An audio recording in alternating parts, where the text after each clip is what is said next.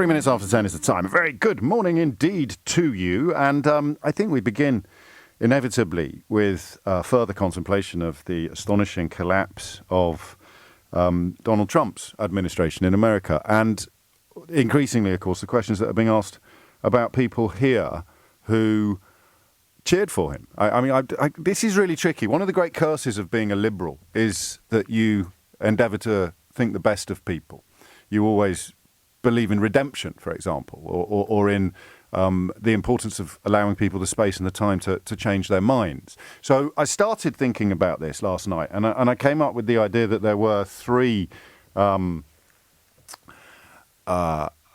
categories of people that were not calling out Trump's depravity from day one, okay? Because it's a little bit kind of smug and holier than thou to keep patting ourselves on the back. Those of us who did call it out from day one, that's just a matter of record now, a matter of fact. But people who didn't, I was thinking maybe there's sort of three categories in total of people. There are the people who saw Trump and saw what he was and called it out. Okay, I was brilliant, wasn't it, listening to John Bercow with Nick earlier, just describing the absolutely disgusting notion of defending his right to address our parliament. Breathtaking looking back, but people were queuing up to praise Donald Trump, not to sort of tolerate him or to hold their nose and open the door and let him in. Jacob Rees-Mogg wrote about how we must roll out our most spotless red carpet. The Prime Minister of these islands suggested that he should win a Nobel Peace Prize. So anyway, back to the three categories. I wonder which one you're in. It was clear as day what Donald Trump represented and what he stood for and what he was from day one. For me, as a relative latecomer to American politics, or to his career in particular, it was the birth certificate stuff, as we discussed yesterday. From that moment onwards, everybody could see what Donald Trump was, I would argue. Category one, people saw it, they hated it, they condemned it. That's me. Category two, people saw it, they loved it, they cheered it. I am reluctant to put anyone in that category because, as I say, the curse of the liberal is that you want to believe the best of people. But there are clearly people in this country who saw Donald Trump, and this is before we move to category three, which qualifies slightly category two. They saw it, they loved it, they let rip. And then category three, and you have to hope that this is the category into which people like Jacob Rees-Mogg and Boris Johnson and many members of the British media, of course, particularly the English media, they just didn't get it. And this is awful because, you know, I probably will mention names in the course of the morning, but some are very obvious. Some will be on the tip of your tongue already. You sat there watching them, just believing, perhaps, against all of the available evidence that they would eventually acknowledge or realise what it was they were cheering for.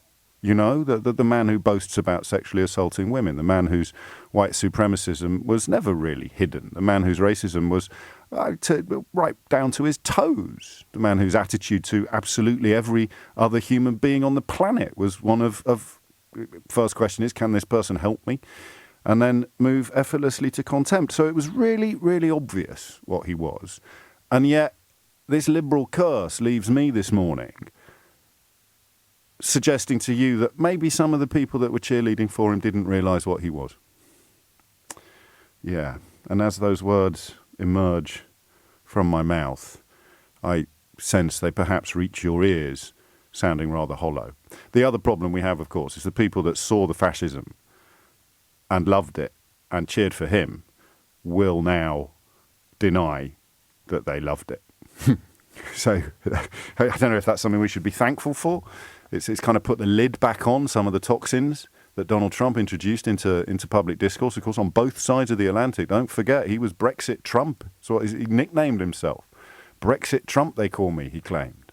And obviously the speed with which people like Michael Gove and Nigel Farage rushed to Washington in the aftermath of that presidential victory suggests that perhaps they do belong in the category that says they saw what Trump was and they loved it. I think we could probably all agree that Farage did, right? I don't think anyone is going to claim poor old Nige didn't really understand what he was getting into bed with when he appeared on stages with Donald Trump. So I think that's fair. Gove, I mean, if you worked for Rupert Murdoch and Rupert Murdoch told you to go and interview Donald Trump, you'd go and interview Donald Trump, and you'd cash the checks. You know, he appeared on this radio station. It made international news. So there is a sort of professional commercial imperative. The office of the President of the United States of America is just newsworthy. The holder of it is the sole criteria by which the individual must be judged. You know, that's why the idea that, you know, we must respect the office of the Chancellor of Nazi Germany and let him address the English Parliament is the same as saying we must respect the office of the President of the United States of America and let him address the House of Commons. So those are my three categories. I'd like you to add to them if you want, if you can think of another category. So let's be clear. Number one, people saw Trump for what he was and condemned him. Yeah? People saw him, hated what he stood for, and spoke out and condemned him. It's been quite a tricky path to walk in recent years, I've got to tell you. But we are where we are. Category two, you saw Trump, you loved what you saw, and you cheerleaded for him. Is cheerleaded a word, Will, or is it cheer-led? What do we think? Cheerleaded or cheer-led? Cheered. Let's just go with cheered. You cheered for him. You waved your little flags, your little MAGA flags, and you put your little baseball caps on. So I can think I could probably, off the top of my head, name about a dozen people in public life who I think probably do deserve to be in that category. They saw it, they loved it, they bolted the baseball cap to their head, and they plastered pictures of themselves all over social media. Hashtag MAGA, hashtag pro-Trump. Andrea Jenkins, the Conservative MP, probably deserves to be in that category, doesn't she? She's tweeted her support for Trump on a variety of occasions. And she'll just be one. I wouldn't want anyone to think we were picking on her unduly.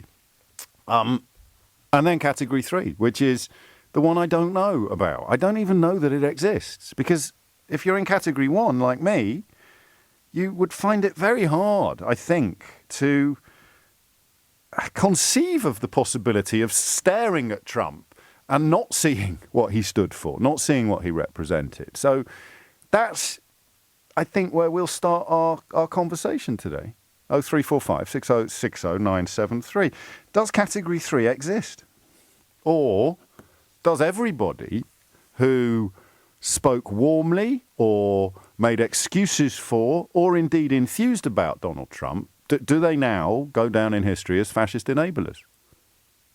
Or fascists, actually, fascist sympathisers? Because you can't now claim that he wasn't or isn't all of the things that we told you he was. But I don't know. What does category three look like? 0345 6060 973. And if category three exists, and if you're in it, I suppose you'd be the best evidence for the defence, wouldn't you? You'd say, I honestly didn't realise how. I used to listen to you, James, and I used to think, wind your neck in, mate. Get over it. And I honestly thought you'd gone a bit bonkers, that you'd lost your mind when you described him as a fascist, or that you were speaking about an American president using language that you'd used to describe a wartime leader in 1930s Germany. And then you saw what he did when he tried to unleash a mob upon the cradle of American democracy and very nearly succeeded. Some astonishing stories coming through now about the security measures in place and suggestions that some of Trump's own appointees may have dialed down the security levels on the ground in Washington, D.C. But you listened to people like me and you thought, I hope with a degree of indulgent affection, but you thought we were nuts. Trump derangement syndrome. Do you remember that? You're not going to hear that phrase again for a while, are you? Trump derangement syndrome. The idea that those of us who saw clearly what Donald Trump represented. I'll put Jeremy Corbyn in that category, actually, because I give him a lot of jip, so credit where it's due. Didn't he refuse to attend the state banquet as well? Even a stop clock is right twice a day would be an unfair way to describe that decision, because it was obviously based upon proper principle. So you saw it, but you didn't see it. Is that you? Because I've got no beef with you, if it was. I mean, I'm going to need a little bit of help understanding how you could essentially ignore the evidence of your eyes and ears, but maybe you were busy. I don't know. And then, of course, we come to the media and the astonishing volte-face and with an S on the end, and contortions, and I mean just sort of performative dishonesty and absolute rewriting of history that's already underway in pretty much every corner of the British media. The Daily Mail today, you're not going to believe this, right?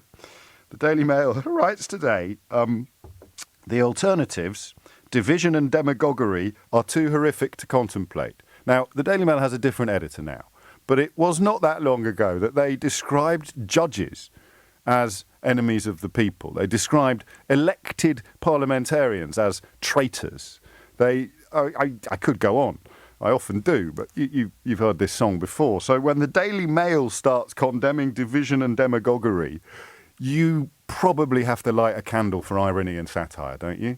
That is, well, it's just funny. Come on, you've got to see the light side sometimes. And that's where we are now. So in conclusion, for my morning sermon, I'm just going to give you the apotheosis of what we have developed on this programme in the last year or so, the coin toss theory.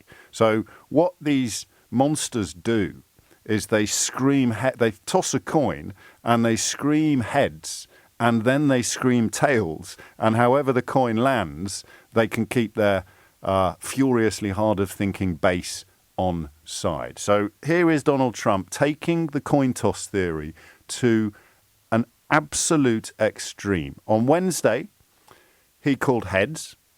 I know you're hurt. We had an election that was stolen from us. It was a landslide election, and everyone knows it, especially the other side.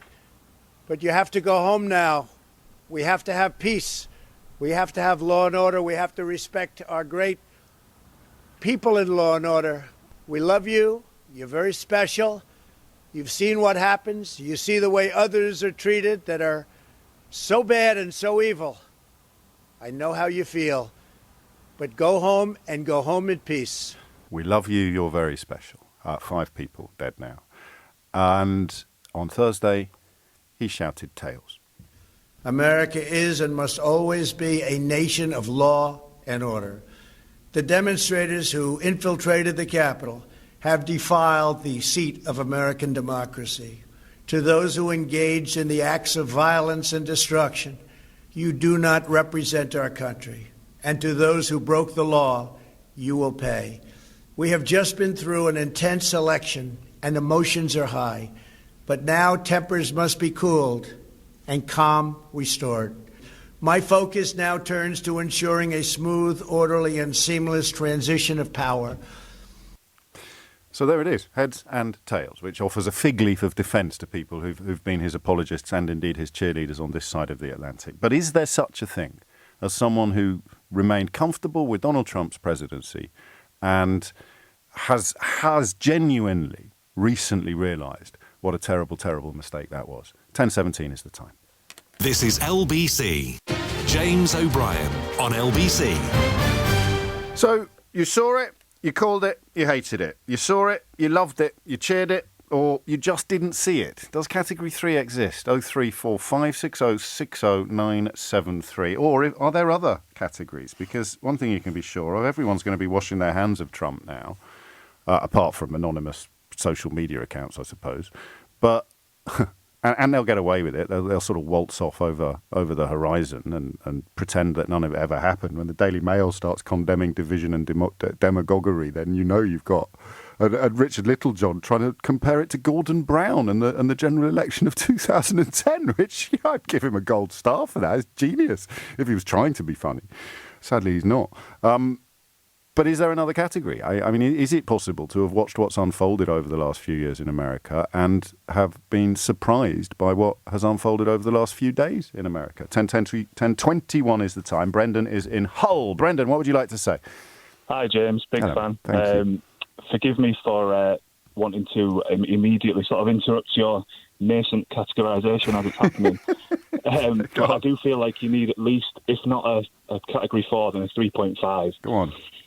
And that is people who have the shameless opportunists and grifters, basically, on both sides of the channel, who saw the opportunity that Trump represents and thought, yeah, I'll have a bit of that. And so a self-interest then you'd be describing. So they might actually, in other circumstances, have been sincerely repulsed by some of the behaviours and some of the pronouncements if they'd come out of somebody else's mouth. But the planets were aligned in such a way that they saw an opportunity. It's very interesting to look at what people like Lindsey Graham, the Senate Majority Leader, and the Speaker, Lindsey Graham and Ted Cruz were saying about him in 2015 and 2016. They went much further than many people on the Democrat side of the House went. And yet once he got in, they just acted out of self-interest. Yeah, I mean, as sort of slimy as they might be, they're also very savvy. So, no, do you know there's a fourth category? So people that saw it, hated it, called it out. People that saw it, loved it, cheered it on. People that didn't see it, and people that saw it, understood it, but pretended not to for personal gain. Yeah, absolutely. I think they knew full well all along what he was, and they saw an opportunity to advance their own career. I mean, there are people who are sort of intelligent enough to gauge which way the political wind is blowing and jump on board. Yes, that's an interesting thing. I referred to a piece yesterday, I still haven't found it, which talked about the considerable intelligence of people like Ted Cruz. How do you tell the difference? I think it's immediately transparent to me, at least. The sort of people who have inflamed and propagated all along, but while maintaining sort of a limited amount of plausible deniability, so that now people are dying for and because of Trump. And nationalism. It's the white nationalism that's killed them all. Yeah, they can attempt to row back now and condemn. But, to me at least, it rings hollow because they've spent, if not the last 4 years, then even longer perhaps, kind of, like I say, inflaming and propagating these kinds of views. Do we? So your category, which is on the list, I just want to clarify, do you think it would include... Is it blind eye? You turn a blind eye to it. You pretend that you can't see it because there's something in it for you. So not out of ambivalence, but out, as we've said, self-interest. We call your category the blind eye category. I don't want to believe that we've got people in positions of power, or at least with big platforms, who would genuinely be ignorant to what he stands and stood for. It's a lesser of two evils question, isn't it? Is it too stupid to see it, or too corrupt to call it? Well, the thought, for me at least, that somebody who would genuinely be ignorant of what he means when he says the things he says. Yes.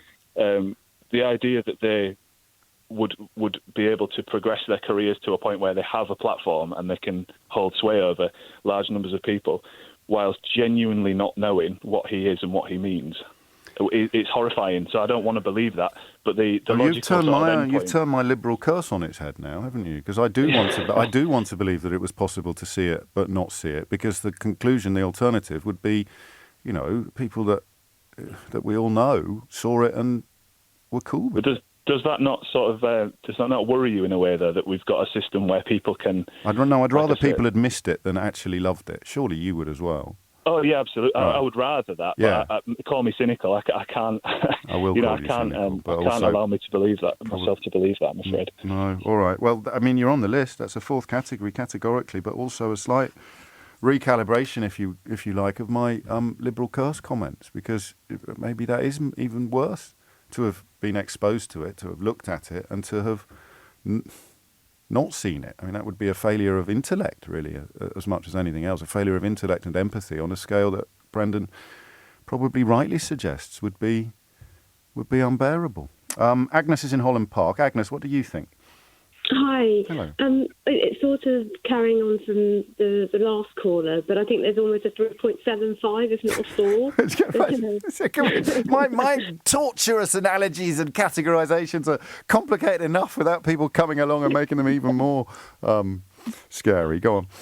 Yeah, I think it's a more complicated category, and I think it's the one that we should all be looking and listening for. It's the category of people who are, the voters, people who have voted for, Clinton in the past, Obama, and actually felt that Trump was going to offer them more financially from an economic perspective. He was a bit more of a, America first So it wasn't so much the self-interest point, but it's more they felt that he was going to do more for their country, and they turned, as you said, maybe a blind eye. Didn't put the significance of his racism. Okay. Yes. sexism, No. I his think. sexism. I think that's. I'm going to put that on the same page as Brendan's category. Actually, the people who saw it, and not so much pretended that they hadn't seen it, but managed to persuade themselves that it wasn't a big enough deal to cancel out the stuff that they thought would be good.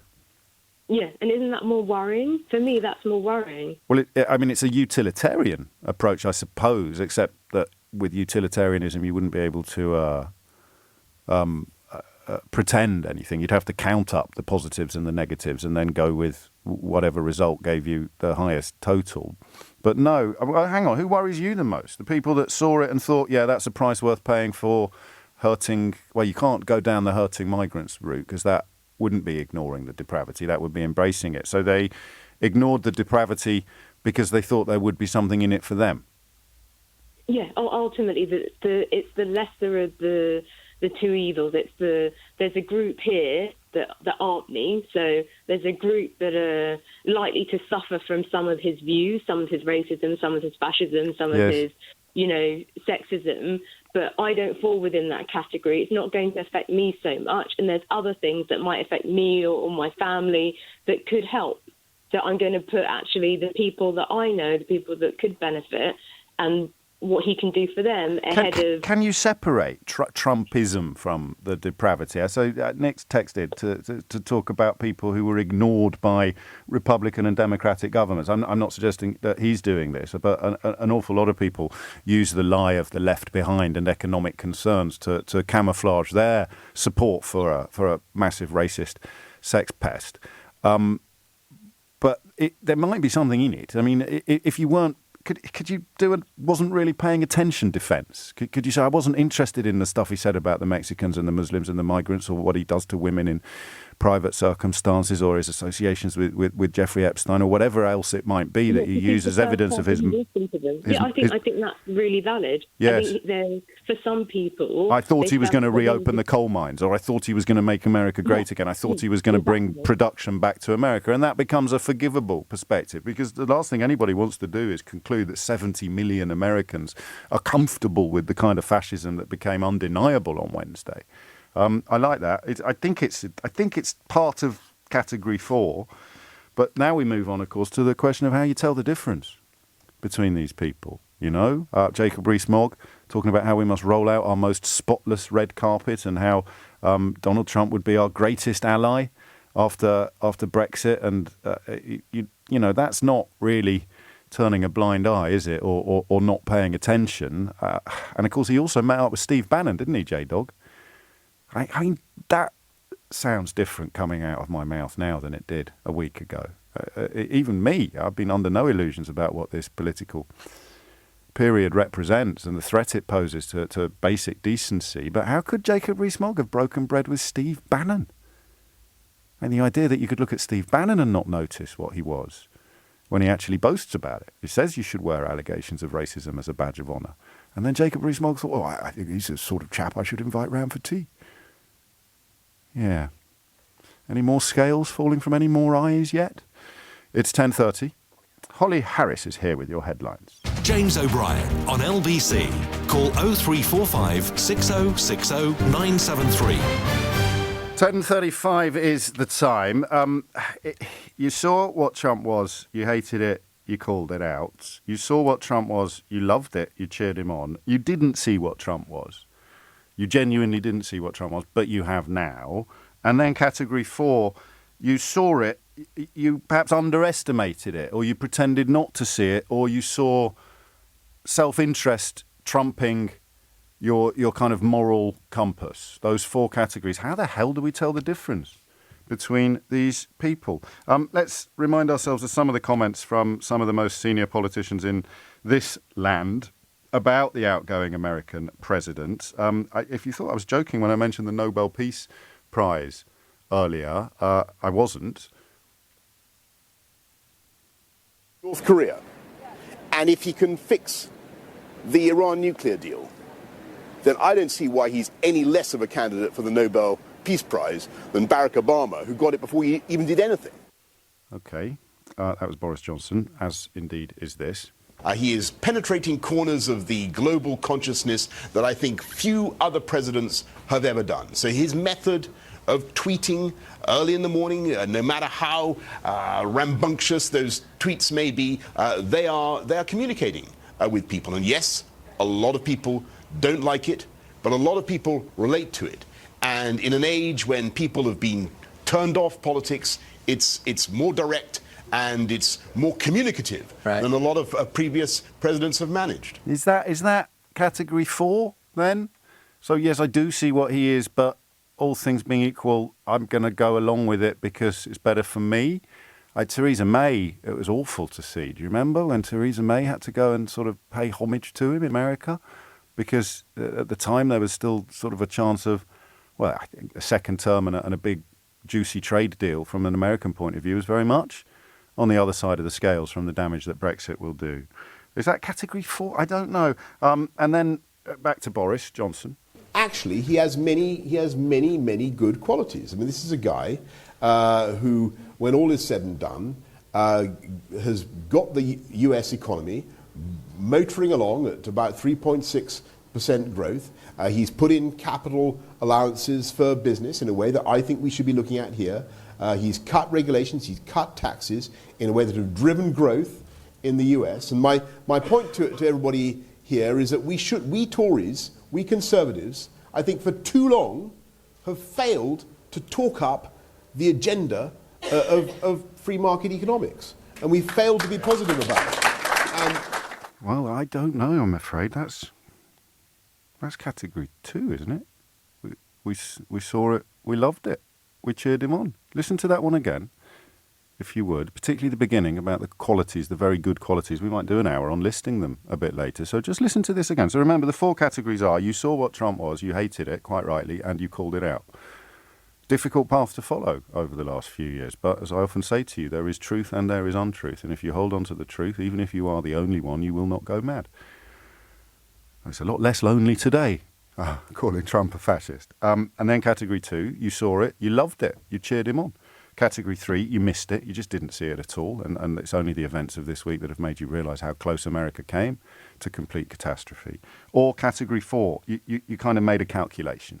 So you didn't call it out in the way that you probably should have done, and deep down inside you know that you should have done, because there was something in it for you, profile, success, attention. And that would describe a lot of what previously respectable Republicans who went along with it. But Boris Johnson, that clip there, that's got to be close to you saw it, you loved it, you cheered it on, hasn't it? Or am I being unfair?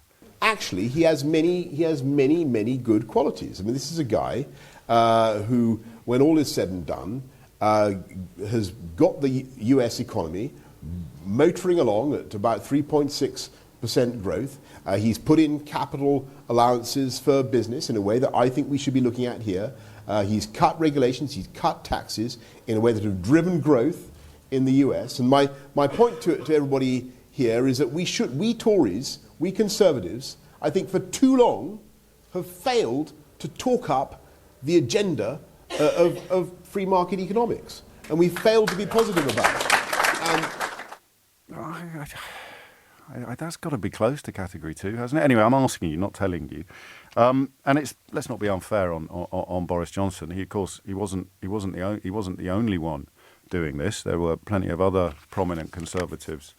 No, I know Boris Johnson wasn't the only one doing this. There were plenty of other prominent Conservatives joining in as well, including one who couldn't wait to get on the plane to the White House and interview Donald Trump without mentioning that his boss, Rupert Murdoch, was in the room at the same time. He is a phenomenon. Not only a hugely successful businessman and media personality long before he ever went into politics, but someone who became President of the United States against the predictions of almost every pundit and commentator that there is. 2 or 4? Saw it, loved it, cheered it, or saw it, managed to close his eyes to it because of self-interest and self-advancement? I mean, the links between Trump and Brexit, I don't think anyone is going to be able to deny again, are they? Have a listen to that one again. That's Michael Gove, obviously. Is he seeing what Trump was, loving it and cheering it? Or is he seeing what Trump was, pretending not to, because there's so much in it for him? He is a phenomenon. Not only a hugely successful businessman and media personality long before he ever went into politics, but someone who became president of the United States against the predictions of almost every pundit and commentator that there is. 2 or 4? 52% for, 48% to on that one for me? I don't know. Anyway, here he is again, Michael Gove. One more little clip. Poor old Will. It's the hardest job in the building doing this when I've got clipitis of a morning. America is and must always be a nation of law and order. The demonstrators who infiltrated the Capitol have defiled the seat of American democracy. I've jinxed him now. To those who engaged in the acts of violence and destruction, you do not represent our country. So back to the Gove clap. I jinxed the poor fella then when I was talking about how they should see his face. We'll move on. We'll lose the Gove. So Johnson sounded like Category 2, but Johnson's so fundamentally dishonest that it's almost impossible to categorise him. Gove there, he's a phenomenon. He's a hugely successful businessman. I suppose we need to be entirely clear of where and when he was saying that. If Trump was in the room, you could argue that it was diplomacy. But I don't know. It's pretty horrible, this, isn't it? Gudjon's in Wimbledon. Gudjon, sorry to keep you. What would you like to say? You got to go easy on me, James. These confessions are going to be quite tough. All right. I will do, I promise. I was an early Category 3. I was a Bernie Sanders fan, and I absolutely loathed Hillary Clinton. Yes. And I thought, anything's got to be better than Hillary Clinton. And boy, was I wrong. Yeah. Where did that loathing of Hillary Clinton come through, though? Because that's a bit complex. Chicken and egg, isn't it? Yeah. No, but, what happened over Syria and, the arms, sneaking arms into Syria by the back door and, creating mayhem in another country. I put that down to Hillary Clinton's foreign policy. And that was a Bernie Sanders line. I mean, and people did this. I mean, I'm certainly not going to give you a hard time. There's no point having a mind if you never change it, as a very wise man once said. You were blinded to Trump, and I keep using that word, and I promise I'm going to try not to. So you were immunised against Trump's depravity by your dislike of Hillary Clinton. Oh, absolutely. Right. I mean, I still loathe her. I mean, when he came along, I thought, well, yeah, he's a misogynist, but, most politicians, not most, but a lot of politicians have been. So maybe he'll change. But I didn't know anything about his business dealings. Didn't know his. When did the scales start to fall from your eyes then? Very early on into the presidency. Yes, okay. No, I get that. So because Ian in Plymouth has been in touch, says there's only two categories, James. You're either cool with racism and the othering of different groups, or you're not. So I promise I wouldn't give you a hard time. But how did you miss on all the stuff about Mexicans and migrants and Muslims and women? No. By that time, I realised. Okay. It was right at the very beginning where I thought, well, he can't be any worse than Hillary if he gets into presidency. Okay, no, fair enough. I admire your honesty, and also, yes. He came in with the draining the swamp thing. Yes. And I actually thought he meant it. And then we've had all these gravy train senators. So no, I mean this is a point, isn't it? Is that there is a probably justifiable suspicion of and dislike of entrenched establishment politics, especially in America, and the idea that they never speak for the forgotten man or woman. But Trump was the polar opposite of their champion. He just told them that he was their champion, and it worked. There's no shame in believing people who are very, very good at lying. Another one, trying to make it more binary. You're being mischievous, James. No one with any claim to being compos mentis could not have known what Trump was and is. That's quite a damning indictment of the two most prominent members of the Vote Leave movement, isn't it? Boris Johnson and Michael Gove, both of whom we've heard from today. I think we're going to be talking to Mark Drakeford, First Minister of Wales, after these words. James O'Brien on LBC. 10:49 is the time. You're listening to James O'Brien on LBC, where we continue. I think there's a new category. It's not part of the retrospective assessment of Trump. It will no doubt be moments before people start claiming that there weren't any cheerleaders for Donald Trump in British politics or the British media, and we all imagined it. All the claims that he should have got a Nobel Peace Prize or that he was going to be the greatest ally that Britain has ever had. All those Daily Express editorials and similar never happened. None of them happened. I'll just give you that final Michael Gove clip, and then we'll head to wait. No, I won't keep the first. I think the First Minister is ready. I won't keep him waiting. Mark Drakeford, First Minister of Wales, joins me on the line now because you've extended your lockdown, Mr. Drakeford, and Wales is having a terrible time of it at the moment. Do we know why? Well, coronavirus in Wales certainly continues to be at a very serious level. But James, just to be clear, the actions that we took before Christmas means that the rates in Wales have dropped.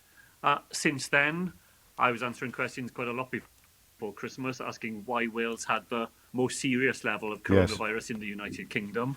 We've dropped back. Rates in England and Northern Ireland sadly are higher than they are in Wales now.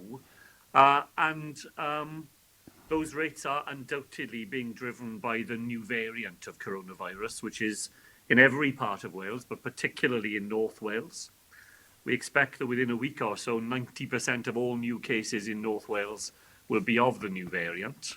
And that South Wales, sadly, will not be very far behind. So we're dealing with the fact that it is so much more infectious and so much more quickly caught, while the lockdown measures we took on the 20th of December are beginning to have an impact in slowing the rise of the virus in Wales and hopefully creating some headroom for our health service to go on managing with all the stresses and strains that it's currently facing. Why Do you think, and I suppose you bear some responsibility for it, the messaging over families getting together at Christmas was so sort of catastrophically muddled? Well, I think the genuine explanation is that the context within which these decisions are made changes so quickly. So, weeks before Christmas, we were being asked to give people the certainty that they wanted. People were planning for Christmas. Being asked by whom? What's happening? Do you mean by the public, or do you mean? The time, yes. We made an offer. The context changed. So you say you were being asked, but by whom? Do you mean the public, or do you mean Boris Johnson? Yeah, no, I think lots of pressure for members of the public, and understandable pressure. People do need to make their arrangements. People have family in different parts of the United Kingdom and beyond. People wanted to know what the rules would be. I think that was understandable. And at the time when the idea of a 5-day period over Christmas was agreed, that looked reasonable. Weeks later, where things getting worse, it wasn't reasonable anymore. And what's the state of play today? You've announced an extension. Is it open-ended? No, we review our regulations every 3 weeks, so this is to the 29th of January. We're going to strengthen the protections in Wales in relation to the workplace and supermarkets, and we're bringing schools in line with that as well. And then we will review again on the 29th. If things are better, we will be able to gradually lift the restrictions. If they're not, then I'm afraid we will have to go on protecting the NHS. Are you scared? No, I don't think it's. I won't describe the mood as scared. We're right to be anxious. Yes. We are right to go on reminding people just how serious this is. But when you can see that actions that have been taken are having an impact, that gives you the confidence to go on trying to persuade people that, hard as it is, we've all just got to stick with it, because when we do act together and we do the right thing together, we can make a difference, and we're making that difference in Wales. Is there another gear, Mark? Is there another level you can go to? I know that you've been talking about perhaps watching behaviours in supermarkets and things like that in the hope of encouraging people who are being, shall we say, careless by accident as opposed to on purpose. That's a separate category. But it doesn't sound like much at first glance. Well, I am very keen that supermarkets in Wales go back to behaving in the way that they did earlier in the pandemic, when it was very visible, when there were people at the door controlling the number of people going in, when there were announcements over the tannoy reminding people of the... When you call a Dell Technologies advisor, you get to talk to someone who isn't waiting for their turn to speak, but who actually wants to hear what you have to say, so they can provide tailored solutions that don't fit every small business. They fit yours. That's what it means to really listen. For advice on everything from laptops to the cloud, Dell Technologies recommends Windows 10 Pro for Business, the most secure Windows ever. Call an advisor today on 0800 169 1745 or visit dell.co.uk/advisor. One-way systems, when if you went to queue up at the checkout, it was carefully organised with staff there to do it. I think some of that has fallen away, and that's important both because supermarkets need to be safe for staff and for shoppers, but it's also in the messaging that it sends to people about how serious things are. There are things even beyond what we are doing now if things were to get even more serious. We don't have a curfew system here in Wales. We do in some parts of the United Kingdom, and you've seen the measures that were announced in the Republic of Ireland only the day before yesterday. So there is a level beyond where we are, but at the moment the measures we are taking are helping, and we can see that in the numbers. And while that is succeeding, then I think it's a matter of redoubling those efforts and persuading people to stick with them, which is where our focus will be between now and the 29th of January. We've identified the accidentally careless. What are your most frustrating experiences with people who could be more accurately described as willfully careless? What sort of battles do you feel that you're fighting still that you shouldn't be?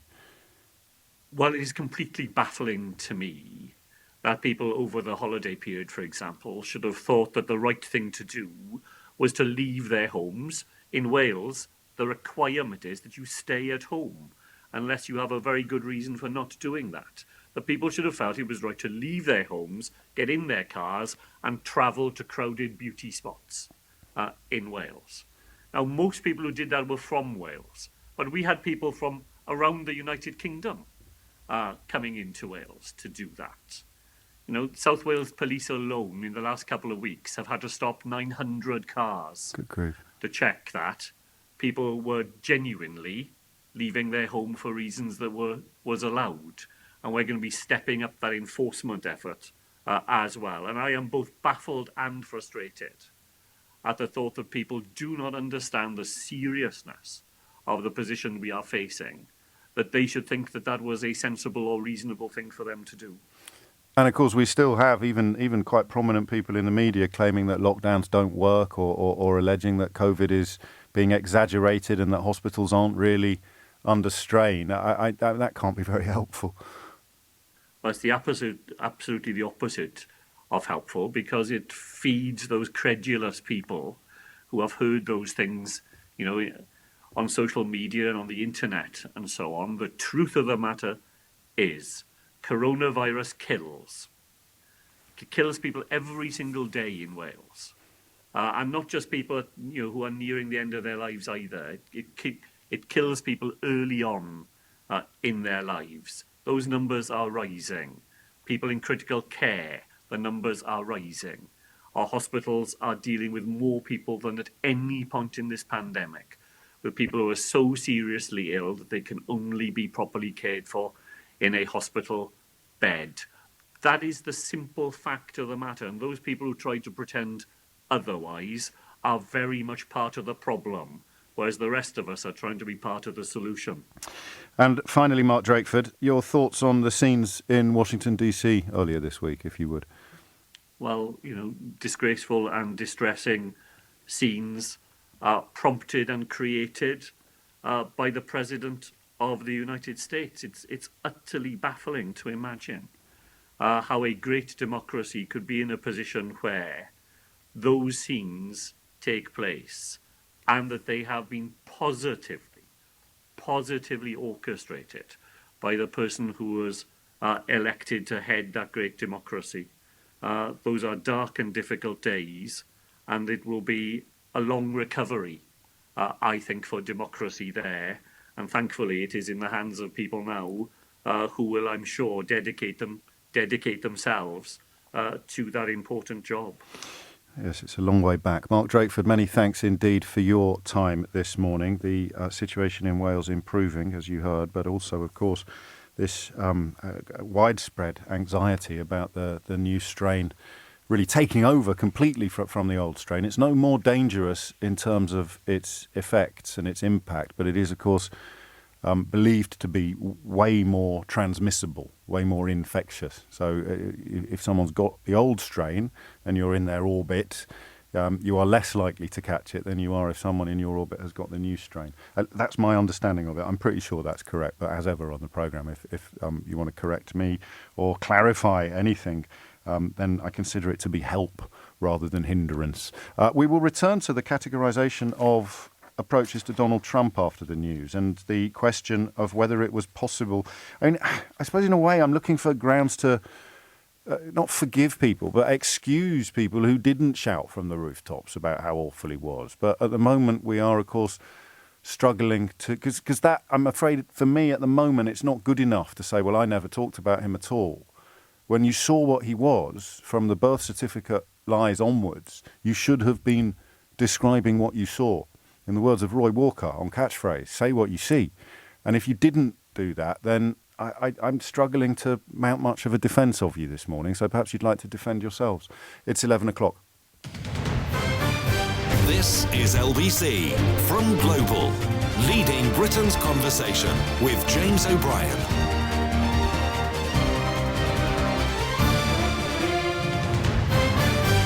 4 minutes after 11 is the time. None of it matters, of course. People will waltz into the sunset with their reputations untarnished. They're, having paid people to cheerlead for Donald Trump for years. They'll go off and set up their new television stations, or they'll keep their columns, and increasingly they'll pretend that there was never any great support for Donald Trump in the media and political establishment in this country. All the stuff that you can see in front of you today, all the headlines about how it'd be great for Britain and we must roll out the red carpet and Brexit Trump and all of those never happened. All of those MPs who actually were calling for him to have a second term and win the last American election. No, you imagined it. You absolutely imagined it. Don't be so ridiculous. But you know my job. I hold up mirrors. And let's hold up another one to Michael Gove, shall we? And just remind ourselves of another of the comments he made about Donald Trump.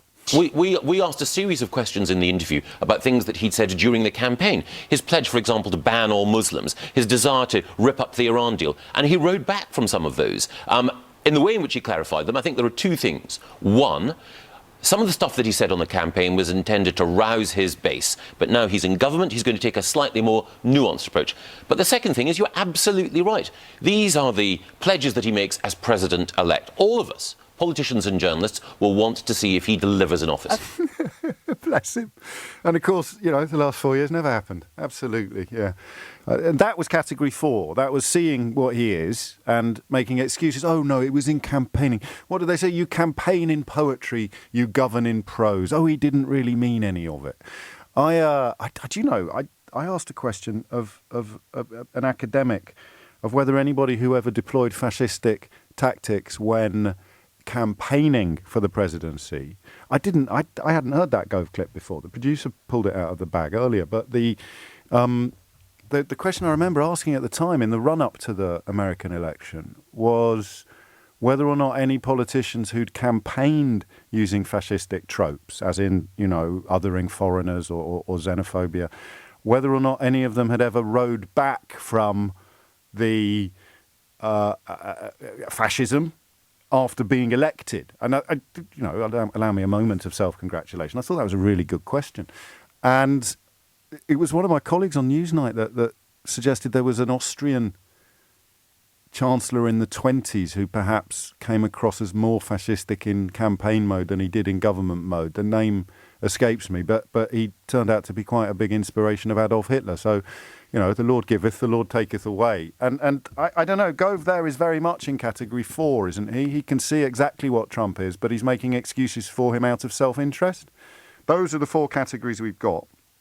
You can see exactly what he is, but you make excuses for him, or you pretend not to, or you don't prioritise it. You think it's bad, but not that bad. And anyway, he's going to make America great again, so it's worth it. Or he's going to be a great ally of Britain, so it's worth it. Jacob Rees-Mogg says we should roll out our most spotless red carpet.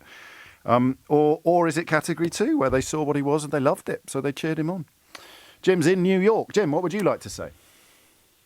Hi, Hello. big fan. I just want to say that for American politics, in breaking down the categories is interesting, but it really is simple. It is a rolling con. I mean, it just kind of goes from con to con to con. And for the voters of Trump, they're the marks.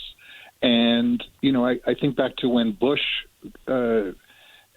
George Bush II, in his second term, his fans, his voters started to sour on him. They literally took this approach as if they had nothing to do with his election, as if they had nothing to do with his presidency. And there is a kind of wild American paranoia about our government to begin with. So all of these cons, and what you're seeing now, of course, is all of Trump's allies abandoning him for the next con, which is that they never believed him in any way. They never trusted him anyway. Yeah. But we have a big population of marks. And the worst thing about being a mark is once you realize that you've been conned, the shame is so great you can't admit it publicly, so you move on to the next con as well. It's kind of an endless... That's the psychology of it, isn't it? Yeah, the psychology of it is enduringly fascinating, even as it is chilling. The more evidence of the con that's amassed, the more, I think they call it double down theory, actually, the more people weld themselves to the belief that was a result of the con in the first place. So it would have taken something as significant, as unprecedented as seeing the actual capital under siege to push these people to a place where they're not going to admit they made a terrible mistake. They're just going to pretend that none of it ever happened. But they have at least, well, I guess him losing the election made this a lot easier. They have unhitched themselves from him. Remember, they don't believe he lost the election. I mean, but the Republican enablers do. I mean, even the ones that were going to support the bill in the House knew that he'd lost the election. They were doing it out of self-interest. So the establishment figures that are now abandoning him are only really abandoning him because he doesn't have power anymore. Correct, and so the next con is their con, and in a weird way, it's. I go back to the drain the swamp kind of one of his many promises, and if you actually break down drain the swamp, and I'm going to do that by deregulating, which makes no sense whatsoever. Well, because Brexit. The problem is the reason the swamp exists is because we had a series of Republican administrations constantly deregulating, and that's why it exists. And even the cons are endless. The 70s, the deficit is the problem. We need to starve the beast. And then when it's no longer necessary for that con to work, and you move on to the next con, quote, unquote, Dick Cheney, deficits don't matter. I mean, it's just... literally 180, isn't it? It's 180-degree use. I call it tossing a coin and shouting heads and tails, and that way you're never wrong, are you? Exactly. They do it on an industrial scale. How hard is the climb back to a semblance of normality? Because, people, this dreadful phrase, with legitimate grievances, they're not going away, are they? And they are the latest marks. Yes, they are. And I think, the joke here is how long before the New York Times or CNN starts doing the story from the local diner, interviewing these voters, and they kind of cover up, again, a con that they didn't vote because they're racist. They didn't vote because of they're nationalists or white nationalists or any of those things. They voted because they felt ignored, which... But they're not mutually exclusive categories, are they?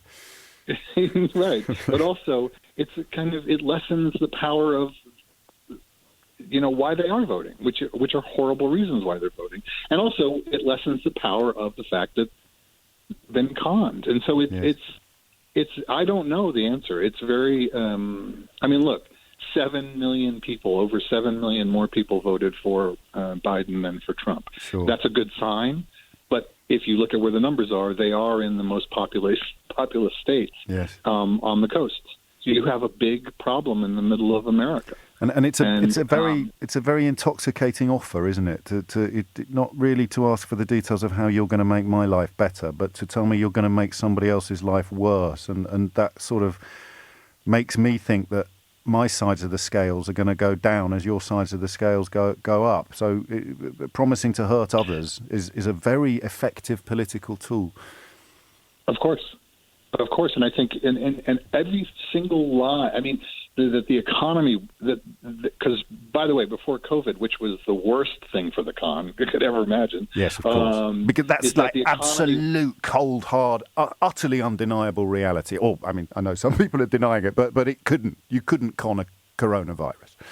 No, you can't. You can't con biology. So exactly. The fact is that that was going to so derail the con that you went overboard in terms of essentially calling it a hoax. And so, but even that the economy was so spectacular. The economy is the same it's always been. Of course it is. Of course it is. When you believe it. Yes. Sorry? But that's the fig leaf, isn't it? Because if you were comfortable with what obviously people like you and I find repellent, if you were comfortable with it but not confident enough yet to come out and say so, you need to be given something that excuses your support for the depravity. So you pretend that you believe he's pulled off some sort of economic miracle, because the alternative would be to admit that what you really like about him is the stuff that looks a lot like fascism. Right. Yeah. Oh, Jim, thanks for ringing.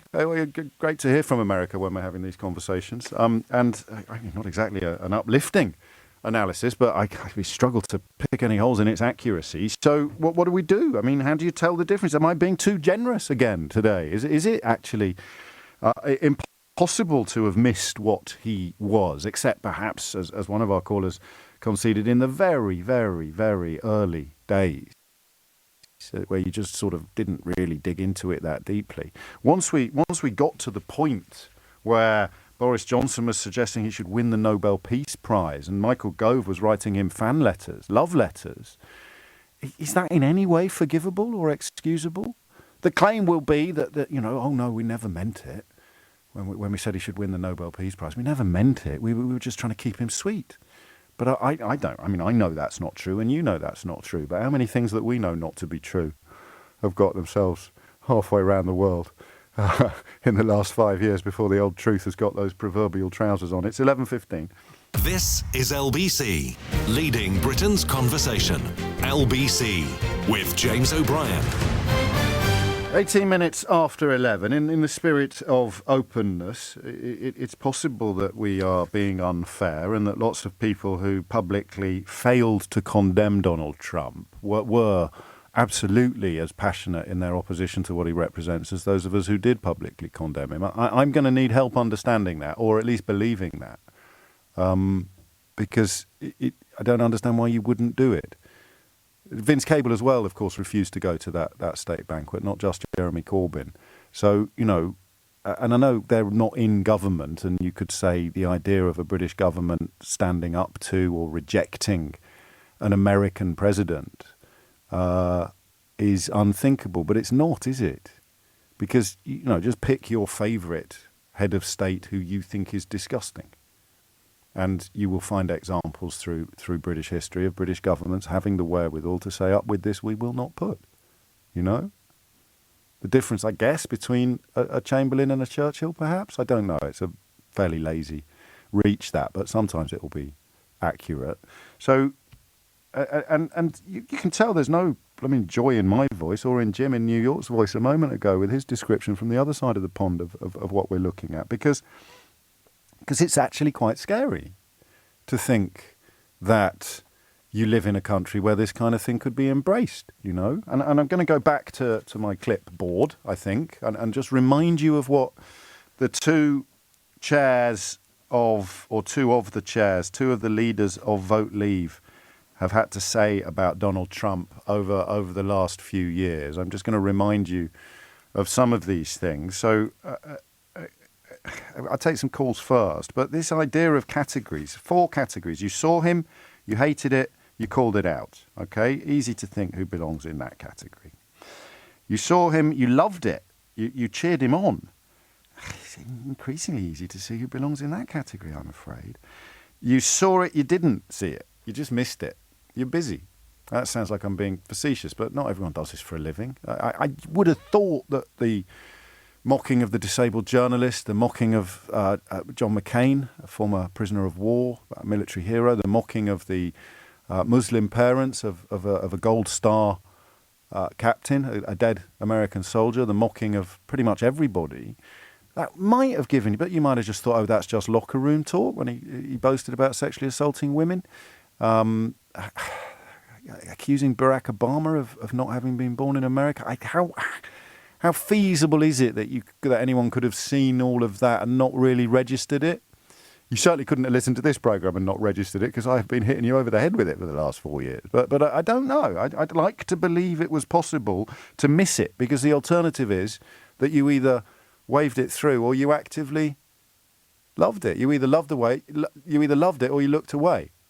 And that's category 4. The people who saw it knew it was wrong, but didn't feel it enough to address it. So they weren't going along with it. They didn't like it. They could see what he was, but self-interest dictated that they,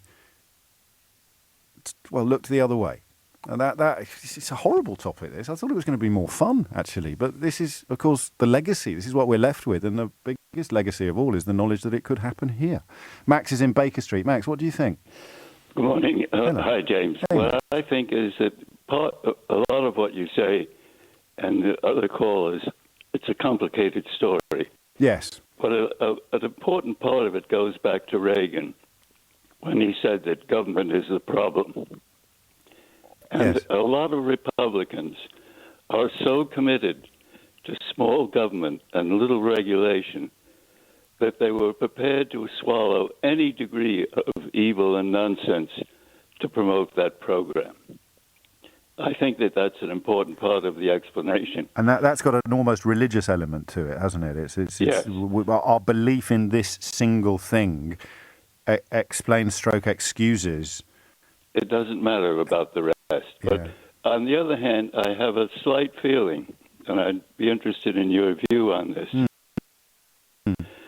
that there is a sort of link between this view that government is has no role, and that's the government is the problem, and regulation is the problem. There's a link between that mode of thinking and the kind of racism and bigotry. They're not entirely separate.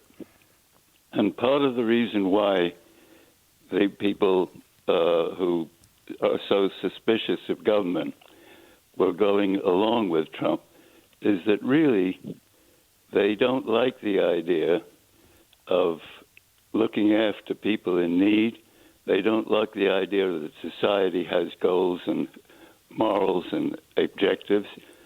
And so the Republican Party lined up, even for a total nutter, a liar, a complete evil person, that wasn't off-putting to them. And I think that that's a terrifying part of the American politics at the present day. It's an aversion to collective action, isn't it? The idea that pulling together is.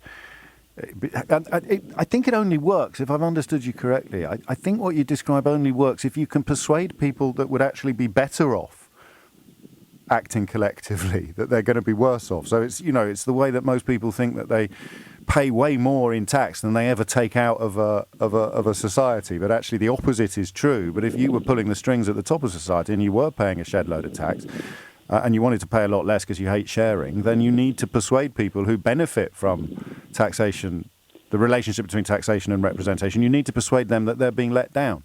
That's right. Gosh. And that's Britain and America. Do you think there are echoes in this country? Yes. I mean, we've got entire, streets full of think tanks absolutely dedicated to persuading people that we need a smaller government and that, the representation taxation is letting them down. People who will be sending their children to state schools, using the NHS, availing themselves of a welfare state that is, shrinking daily, but still pretty impressive, and they've been persuaded that they're victims of big government. And coronavirus, Max, is a really good example of this. One of the main reasons why the UK has coped so badly with it, many people argue, is austerity. 10 years of small state rhetoric and small state politics, using austerity to reduce the size of the safety net and the public sectors. And now we find out what happens when we're confronted with a genuine catastrophe. So most definitely it happens here. Yeah, I think so.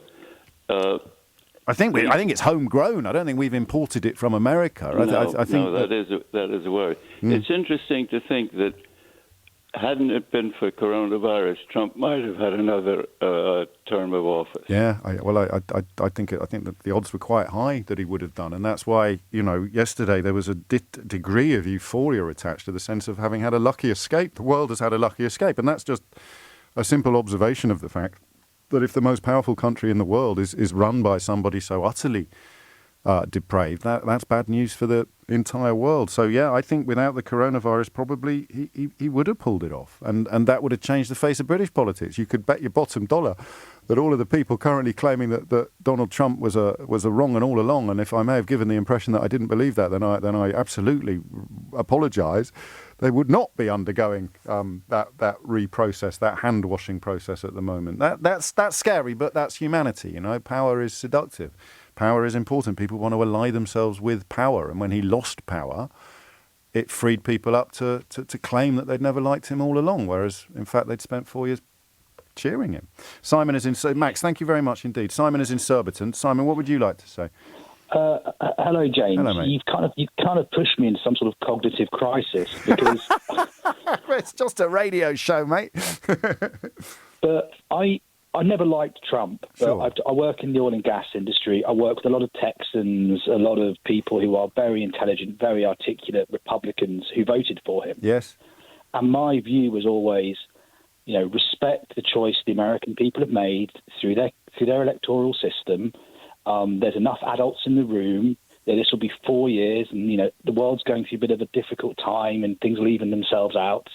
So just play the game, respect the office of the president. And about a year ago, I realised no, because as he started saying more and more insane things to whip up his base, Yes. I realised this is where I'm actually quite disturbed in myself. Yes. Was it people like me in the United Kingdom in the 1930s that kind of said, well, Germany's going through a tough time, they're trying to find their way, and, let's just deal with him and deal with the realities of the situation and kind of let's manage this situation. And now I think to myself, well, wait a second, no, they say silence is compliance or silence is support. Well, maybe actually I should have been more forthright when I'm dealing with my American friends about my views on Donald Trump. Because don't forget that it can be quite career limiting to make anti-Republican comments in the oil and gas industry. I don't doubt it for a minute, and it can be career limiting in all sorts of contexts unfortunately to tell the truth. So what you say a year ago, and I've got no interest in putting anyone on trial, but I am interested in understanding you. So those things I just listed about the disabled journalist, the Gold Star family, John McCain. I prefer my military heroes not to get captured, said a 5-time draft dodger. How did those get under your radar? So I was in the States. I was in Denver in kind of 2017, 2018, and I think everyone realised just how mad he was actually being. Right. And I was working alongside kind of young, probably say moderate Democrats or moderate Republicans, and they were actually just laughing it off. As if he was a pantomime character. And they're trying to convince themselves that he doesn't really mean it because the alternative is too ugly. Yes, a bit like Boris Johnson when he was mayor of London. This fantastic pantomime character. You know what? We've got low taxes. The economy's growing. London was actually quite a fun place to be from 2005 to 2014. And you kind of just turn a blind eye to it and the stupidity and you just treat pantomime clown. I get the adults that. Are really in charge. I get that. If you are really beating yourself up, I can hopefully help you, because it's almost as if you see something really horrible in front of you and you simply don't want to believe that it's true. You simply don't want to believe that it is that horrible. It doesn't make you complicit. It just makes you possibly compliant. Well, the other thing I suppose is you were talking about the footballification of politics. Yes. So I didn't want to be one of the people just yelling from the sidelines. I was trying to listen, trying to understand. Yes. After Brexit, Yes. I wanted to understand people who I disagreed with more. After living through the Scottish referendum, because I worked in Aberdeen at the to God, you go around. You're a bit of a jinx, aren't you? Oh, don't talk to you about it. Go on, carry on. I've gone from collapsing industry to collapsing industry. Yes. But every single time I've realised that standing there telling the other person they're wrong, telling the other person they're an idiot, only actually provides fuel for the other you and me side. both. Well, it's even worse in my experience, Simon, is that if you bend over backwards and spend your entire life insisting that you're not calling people idiots, and then Dominic Raab comes along and says people like James are always calling people idiots, and people who, well, you can join the dots yourself on that one. But sometimes, James, actually, you've got to go with your gut and call us a shovel a shovel. Call a shovel a shovel, because there is truth and there is untruth, and Donald Trump's comfort with fascistic tendencies. I don't think he's a fascist in the purest sense of the word, because that would involve having an actual ideology, but he would use every single tool in the fascist toolbox. And yeah, I mean, it just should have been called out a lot more widely, but I understand why not everybody would do so. You've got to, and so now, I've seen with the vaccine, for example, now Yes. I am just calling out people when they make untrue statements, regardless of what side of politics they're on. And I think that's just what we've got to start doing. We've got to get back to the truth. Yes, I mean that is that is where it begins, isn't it? With the undermining of objective truth, with Kellyanne Conway actively saying, I think it was Kellyanne Conway, alternative facts. There is no such thing as alternative facts. Thank you, mate. Thank you, Simon. 11:31 is the time. You're listening to James O'Brien on LBC. Holly Harris is here now with your headlines. James O'Brien on LBC. Call 0345 6060 973. It's 11:35 and the great contortion is underway.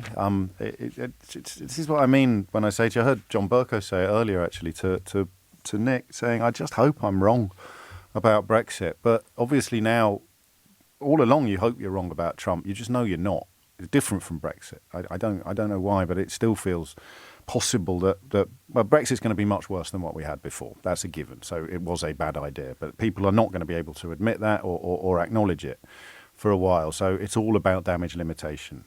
The news coming out of Dover is grim. If you think business has gone back, you're in for a big shock next week. But don't take my word for it. Listen to award-winning international freight forwarders based in Dover. It's possible they know what they're talking about. Or on the other hand, it's possible that John Redwood does. And that's part of the problem, isn't it? Is this great contortion is underway. I have people already claiming that it's ridiculous to suggest that the Conservative government was supportive of Donald Trump or cheered for Donald Trump. But we've got the tapes. And then you excuse the tapes by saying, oh no, we had to keep him sweet. I don't know. I honestly don't know. But it is going to happen, because there is no earthly way that these people, these ghouls, are going to put their hands up and say, oh my God, I've accidentally been supporting a fascist for the last 5 years. So what have they been doing? Have they been just too slow on the uptake to notice what was happening? Have they been doing calculations based essentially in the church of self-interest, which allowed them to look away from the depravity because they thought that the rewards that would come to them as a result of a Trump presidency were more important than the moral transgressions? Or did they actually love what they saw? Just not quite ready to admit it. That was Bannon's point, wasn't it, about wearing the accusation of racism as a badge of honour.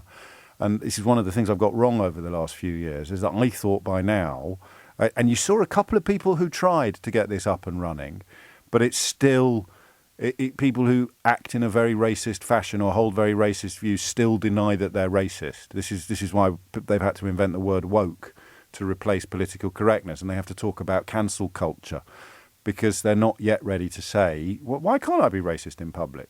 But Bannon was. Bannon told you to wear it as a badge of honour, which makes it all the more remarkable that Jacob Rees-Mogg elected to have tea with him. But we are where we are. So what categories do people go in? Number one, saw it, hated it, called it out. Number two, saw it, loved it, cheered it along. Number three, didn't see it, missed it somehow. Or number four, saw it, understood it, excused it, because of what was in it for me. And that explains the voter, perhaps, who thought that he was going to get his job back or his town would start booming in a 1950s style. And he was therefore able to look away from the depravity, or to pretend, to persuade himself that it was some sort of performative pantomime-type politics. Campaign in poetry, govern in prose. I get that. I can see how you might do that. Or, of course, in the case of politicians, they thought that there would be, in America, they thought they'd get jobs or money. And in Britain, well, what? So here's Boris Johnson. Let's begin at the beginning. I'll go through all of these. We may even play a little bit of Farage. He's very quiet for once. I suppose every cloud has a silver lining. This is the man who is now Prime Minister.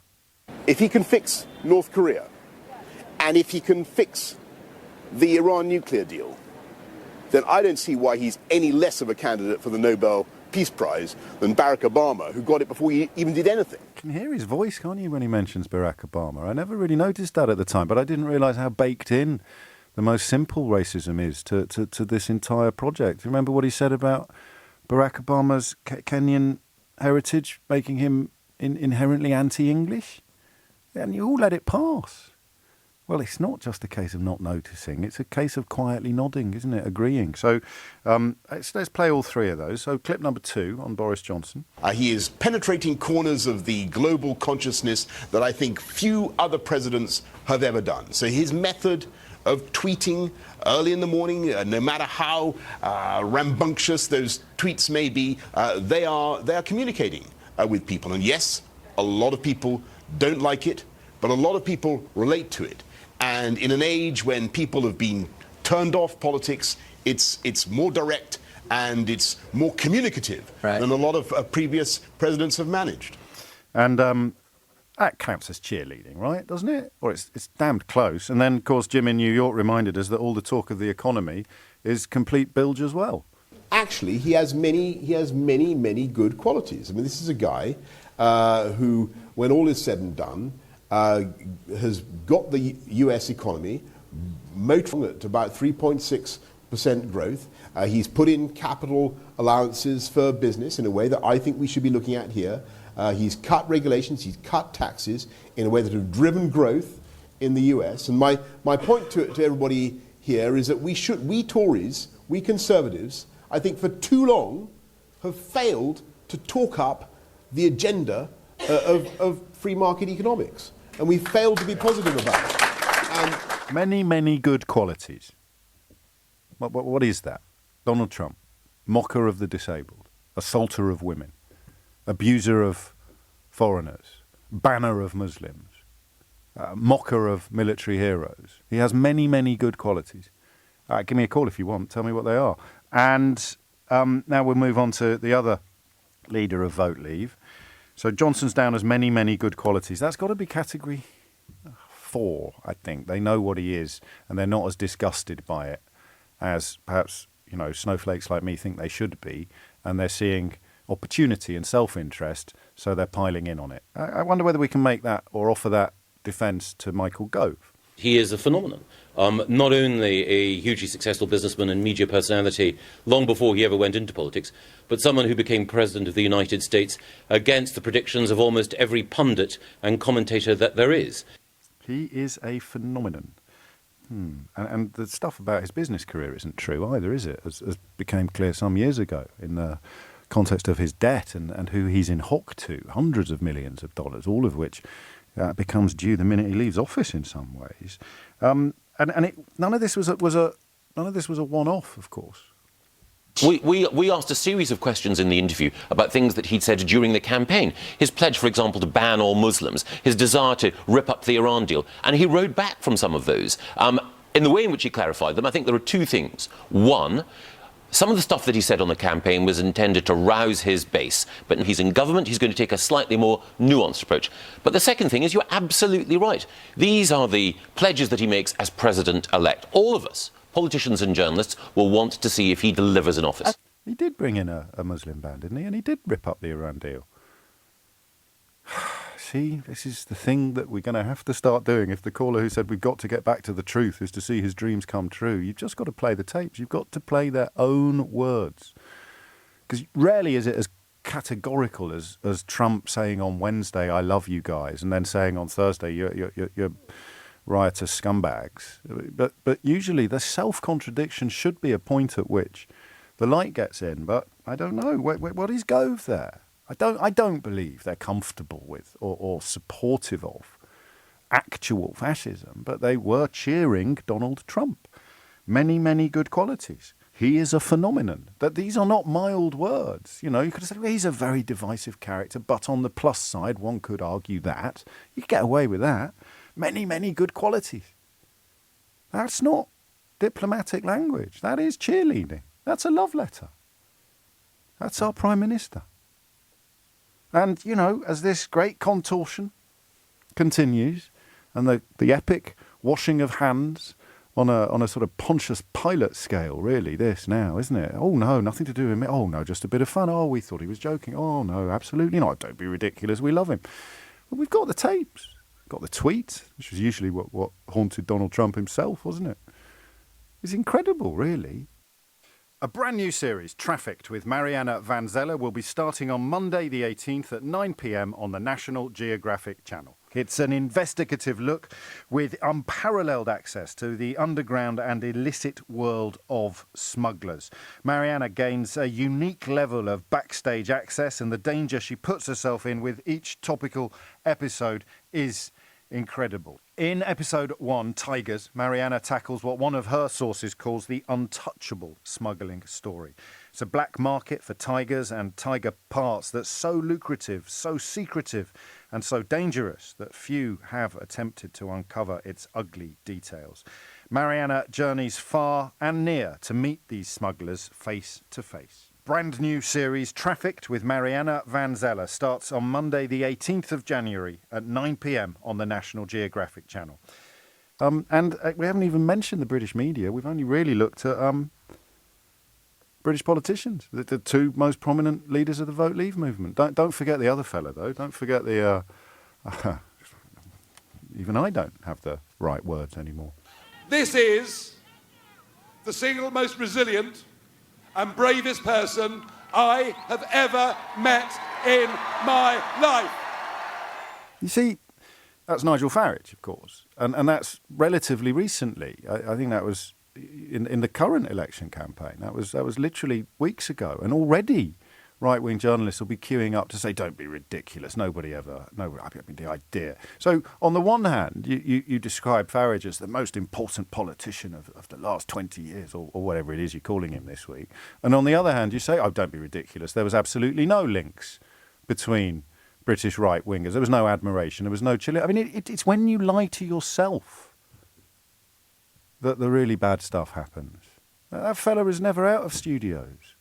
He was never off the telly. He's treated, people were calling for him to get a peerage two weeks ago. And now the same people that were calling for Nigel Farage to get a peerage are poo-pooing the idea that Donald Trump was treated like a sort of hero by these people. It is just bonkers, right? You have to keep describing it. You have to keep holding up the mirrors. Good grief. 11:46 is the time. James O'Brien on LBC. Call 0345 6060 973. 11:49 is the time. I apologise in advance. I'll give you another little bit of Farage because I think it's so important to remember. I can see it now. It's actually happening in real time in front of me on screen. People claiming that pointing out how warm huge swathes of the English media and the Conservative Party were to Donald Trump is it's simply not true. Didn't happen. Never happened. No, you must have imagined it. 2 weeks ago, people were calling for Nigel Farage to be put in the House of Lords. Yeah, this fella. You just tried to defend Donald Trump. You're saying, these things aren't what he said. I mean, we've all seen the footage of him talking and boasting about sexually assaulting women. I was talking about Obama and your so-called Muslim point on Trump. Have you seen the footage of him boasting about sexually assaulting women? And it was crass and it was crude and it was wrong and men say dreadful things sometimes. But the point here... It's just all right then. No, they do. But you know something? Men in particular. If all of us were caught out for what we did on a night out after a drink... I'm sorry, is that what you do on a night out after a drink? Is that what you do on a night out after a drink, Nigel?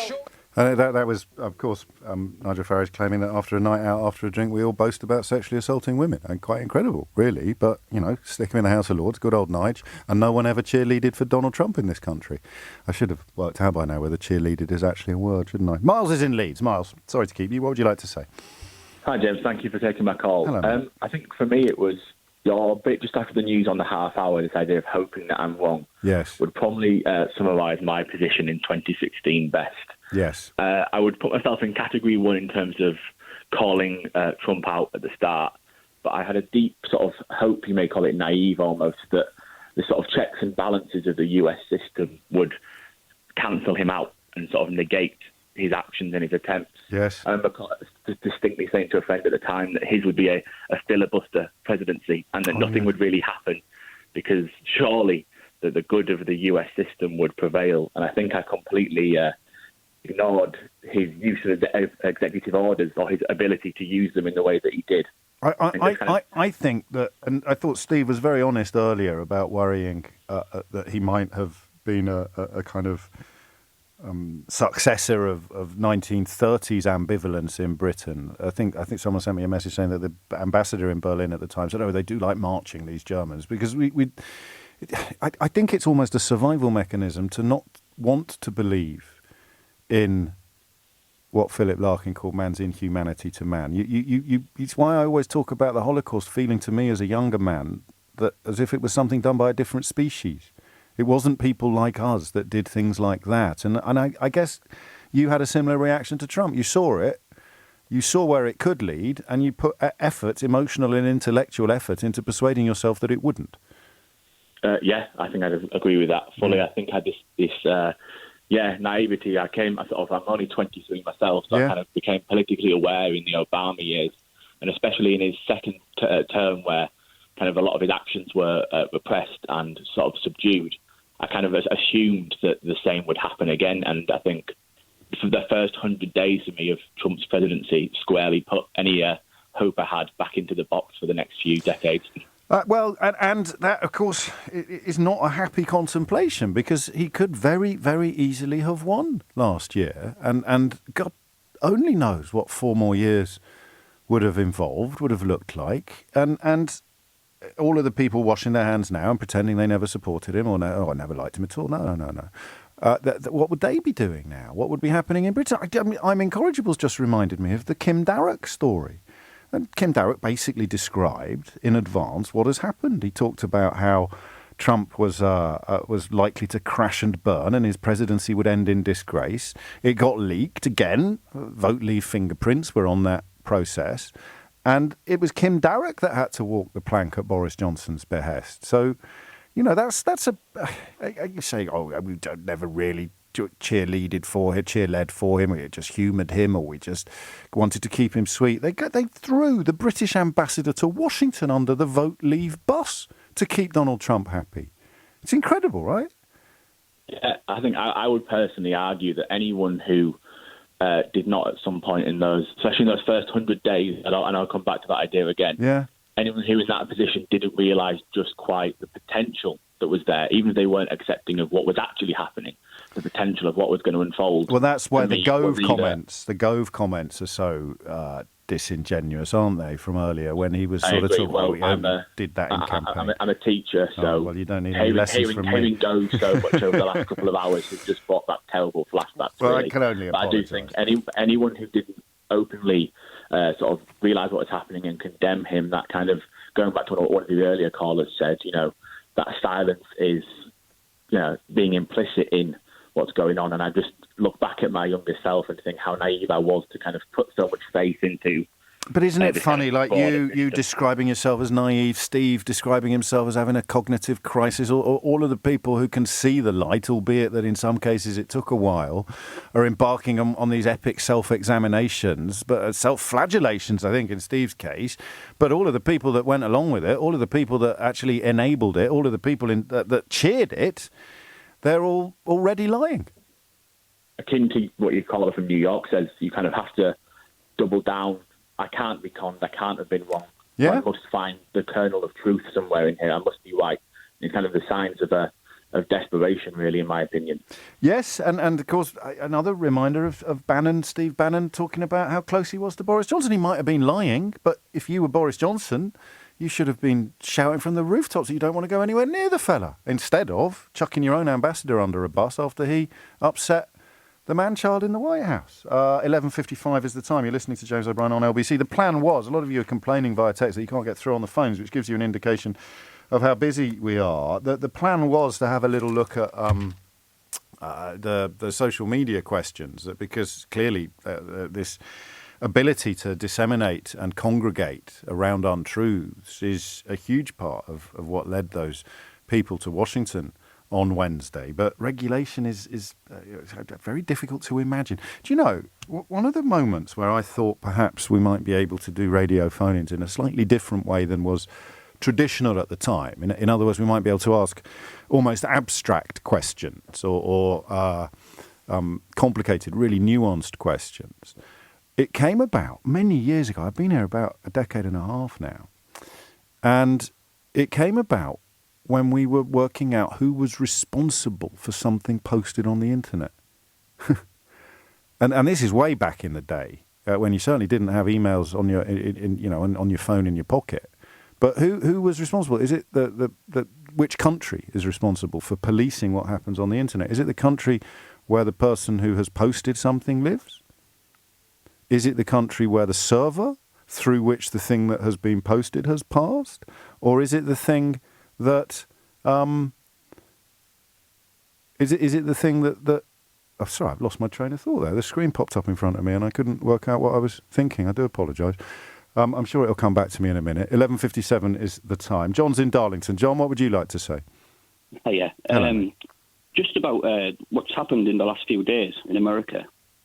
All the people that were on my social media, including family as well, where they were absolutely having the massive dig at the BLM thing where it turned violent, you know, and I'd put something about if you're not, if you don't understand why they're protesting, then you're part of the problem.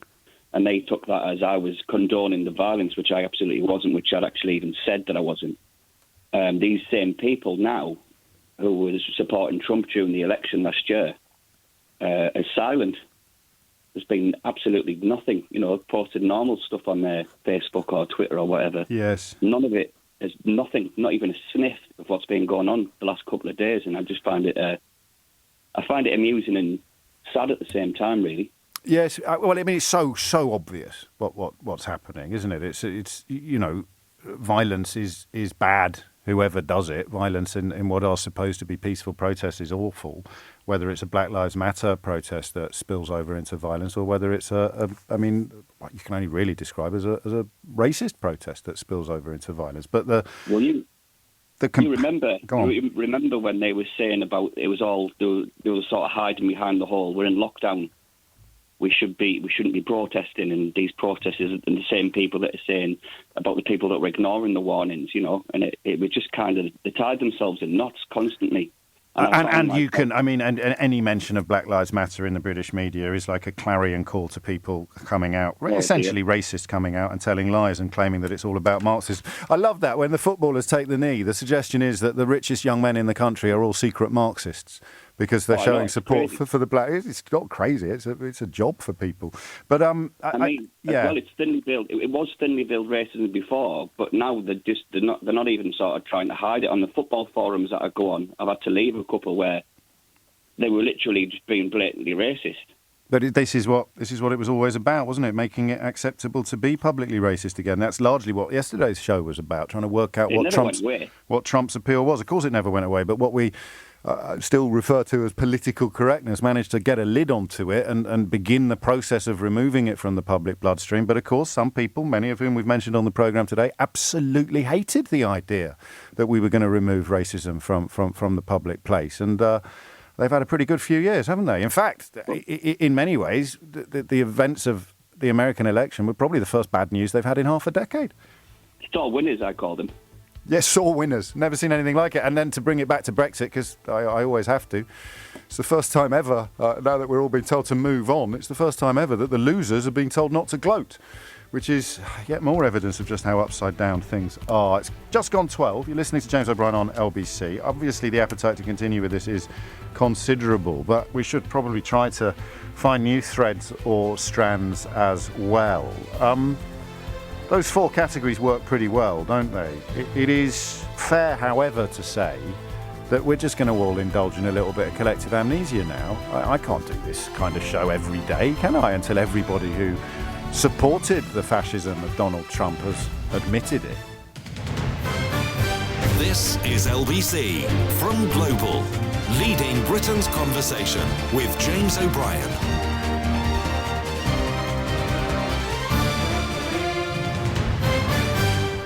It's 4 minutes after 12 and you're listening to James O'Brien on LBC. Nigel Evans, of course, was the Deputy Speaker of the House of Commons. We heard from John Bercow earlier, who was Speaker of the House of Commons. It's only fair that we should get Nigel Evans involved as well. The fact is that there were 61 million people who voted for Donald Trump. And when we stand up in this country and then condemn him for being racist, and I've seen no evidence of that, I have seen no evidence of him being racist or that they attack him in an unseemly way.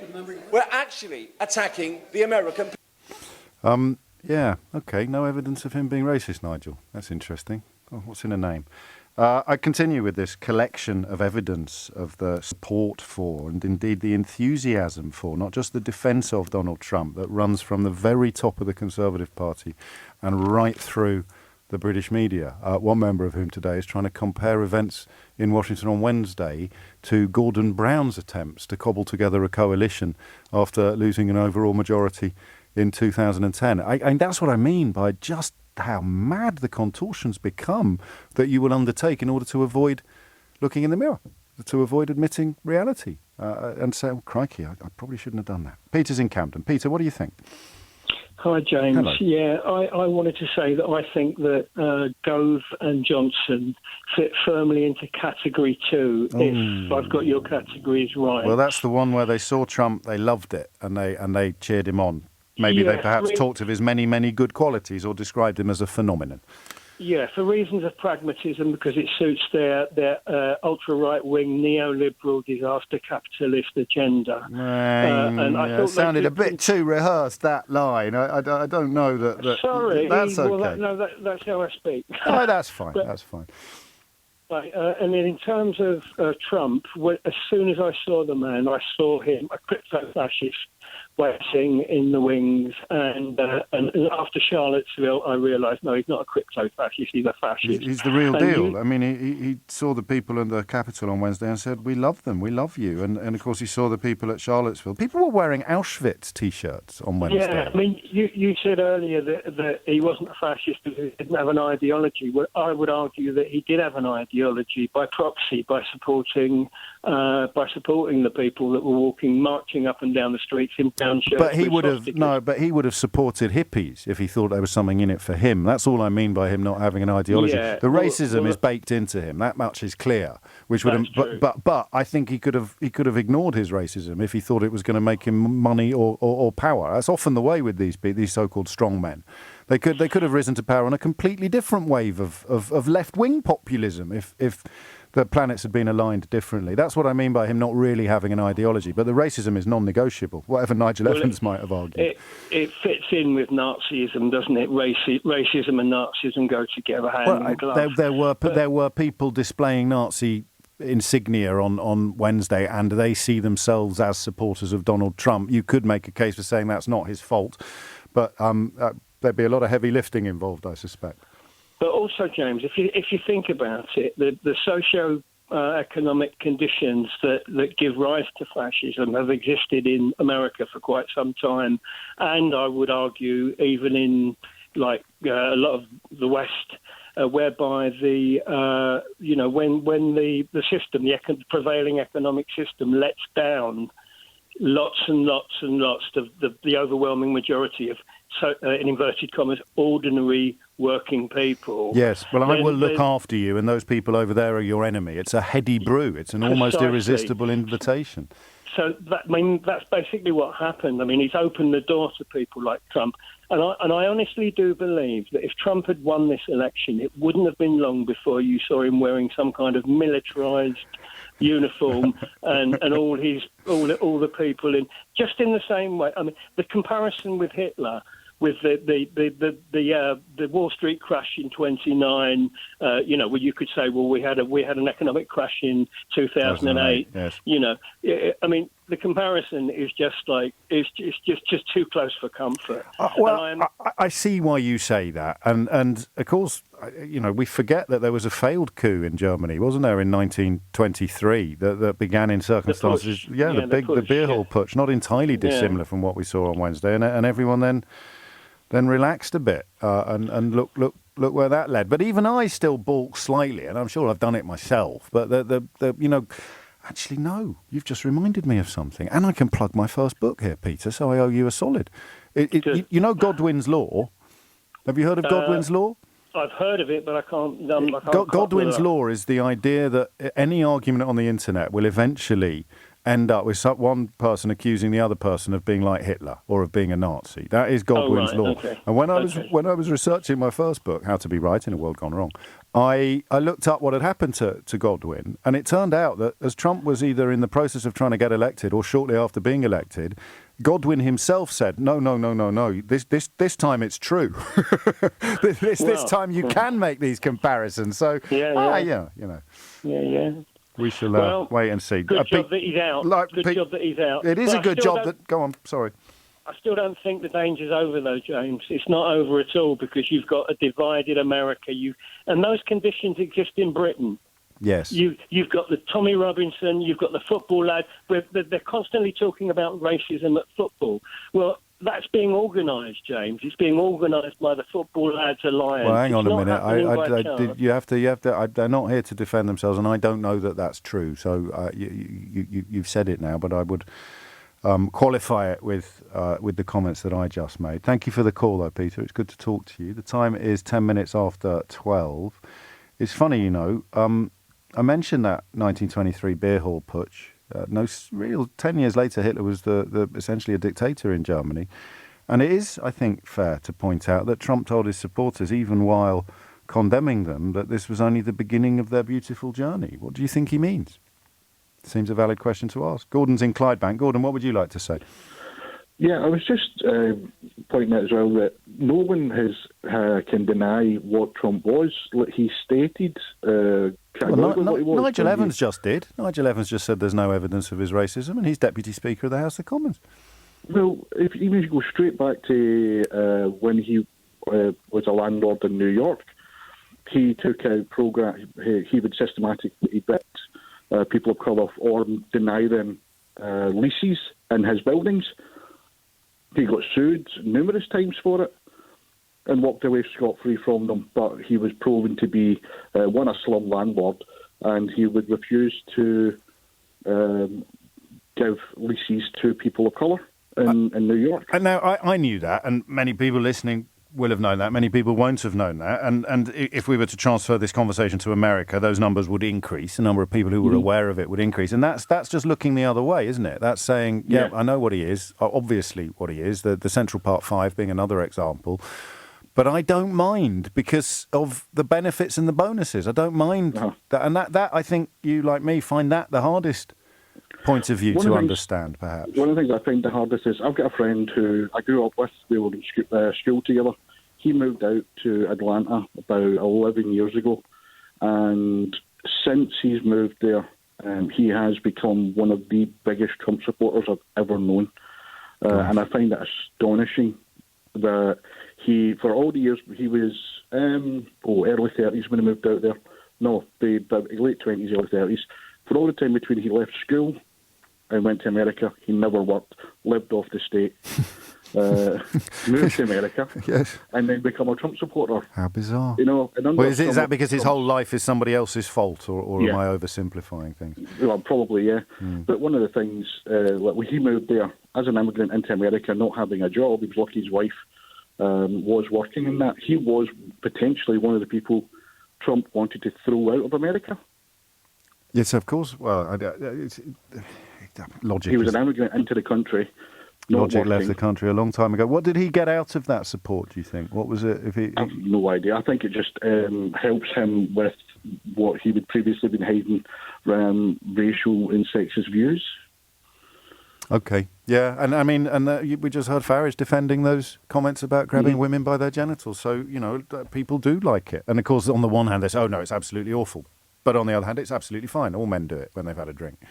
Well, not this man, and I suspect not that man in Clydebank. Gordon, thank you. John's in Sandy in Bedfordshire. John, what would you like to say?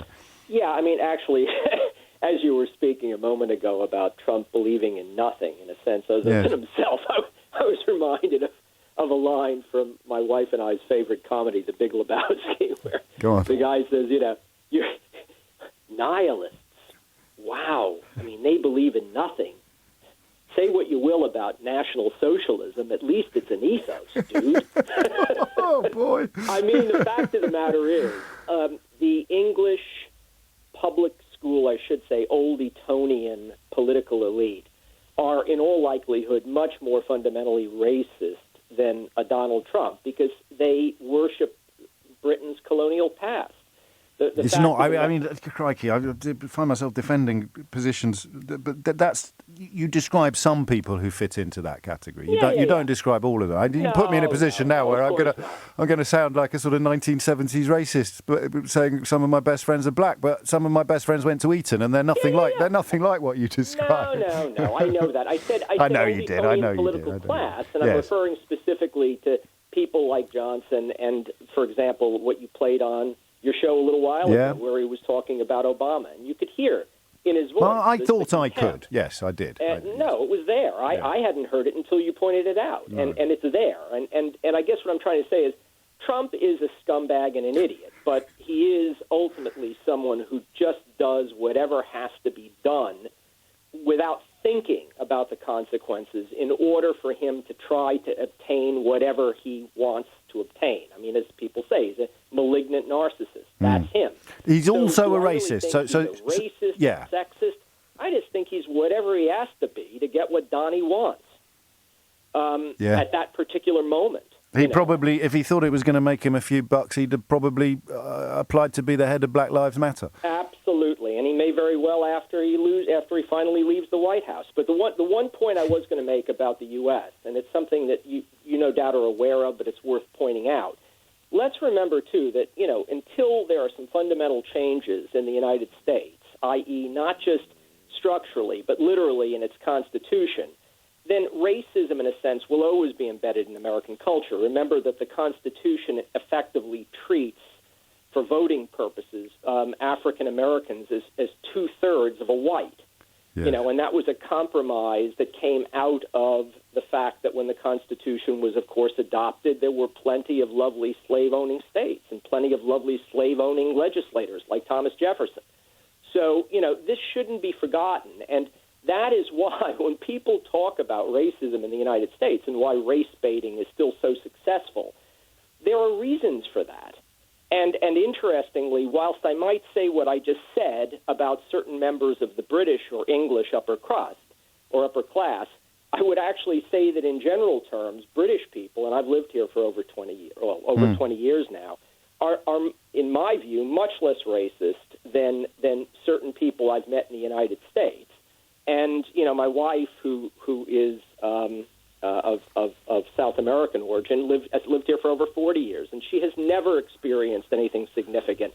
And yet, when she was with me in New York, when I was still there, she experienced some horrific things in just a period of a few months. So I think I like it. This is a sort of defence of America, and almost a suggestion that we don't get.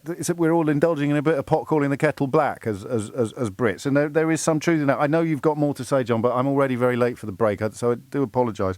Don't worry. We'll talk again soon. Stay safe. It's 12:17. This is LBC, leading Britain's conversation. LBC with James O'Brien. 21 minutes after 12 is the time. And our four categories have worked rather well this morning. People who saw Donald Trump, recognised what he was and called it out. People who saw Donald Trump, recognised what he was and rather liked it.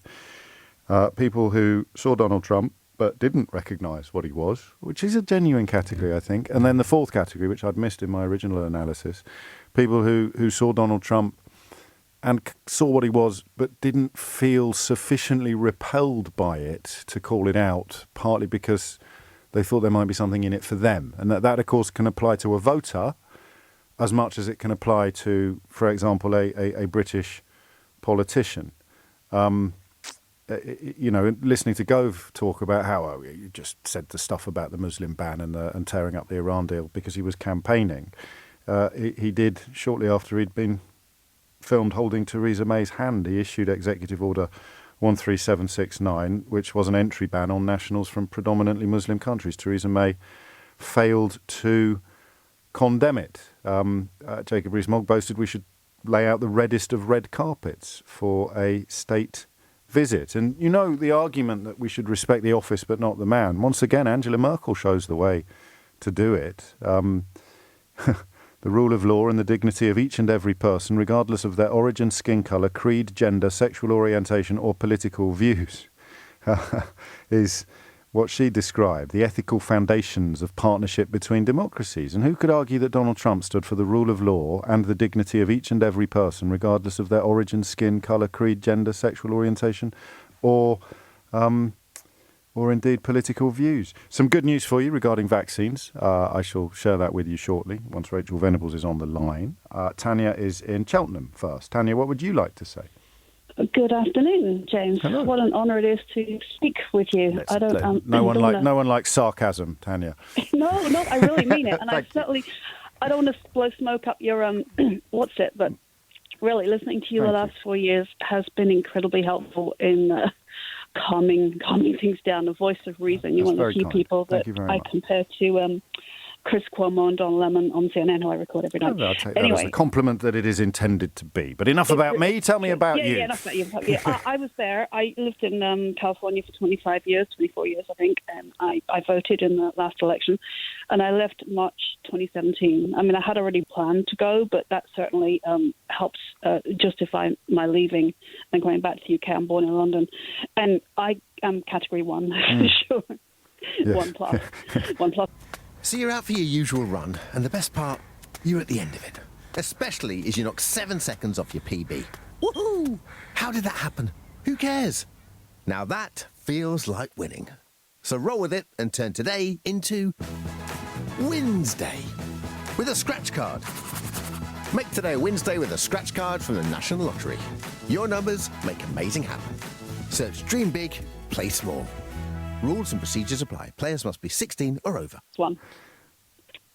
We saw this coming, not because we were prophetic, but because it was so flippant obvious. And it's infuriating that even now, I said to your researcher, people are still online, no doubt you've seen it, saying Trump 2020. I mean, yes. Trump 2020 is still happening.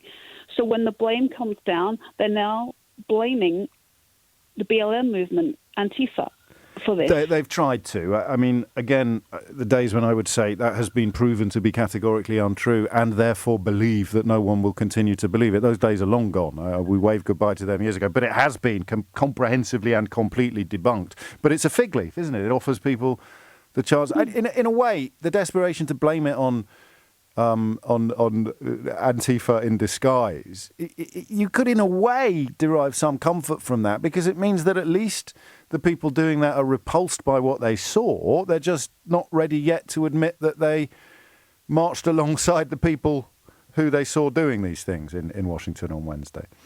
There is that. Then, sure, yeah, you absolutely 100%. But then there are those who are still saying to this moment the election was stolen. Yes. Ted Cruz should be bowing his head and crawling back under whatever thing. Well, he's Category 4, isn't he? He knew exactly what Trump was because he was recorded saying so in 2016 and before. But then he's ended up going full tilt the other way, and doing so entirely for reasons of self-interest. So he's sort of held his nose. That's a better phrase than turn a blind eye. Finally got there in the end. He's held his nose because he thought there was something in it for him.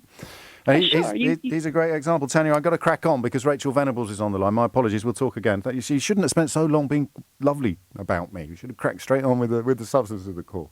26 after 12. Rachel Venables is here with more good news regarding vaccines, I think, Rachel. Yes, I do have more good news to bring you, James. We have vaccine number 3, just approved by the UK regulator. A statement coming through from the Department of Health saying that the Moderna vaccine also meets the Medicines and Healthcare Regulatory Authority's strict standards, they say, of safety, efficacy and quality. This Moderna vaccine, also made by an American company, very similar to the Pfizer jab, which of course was the first to be approved here in the UK. It's also an mRNA vaccine, and in trials of tens of thousands of people, it was found to be 94% effective in preventing disease and preventing COVID-19. We also now know, we've got the information here, that the UK has ordered an additional 10 million doses of this vaccine. That's 10 million more, taking our total now of doses on pre-order really up to 17 million doses. That's enough, of course, for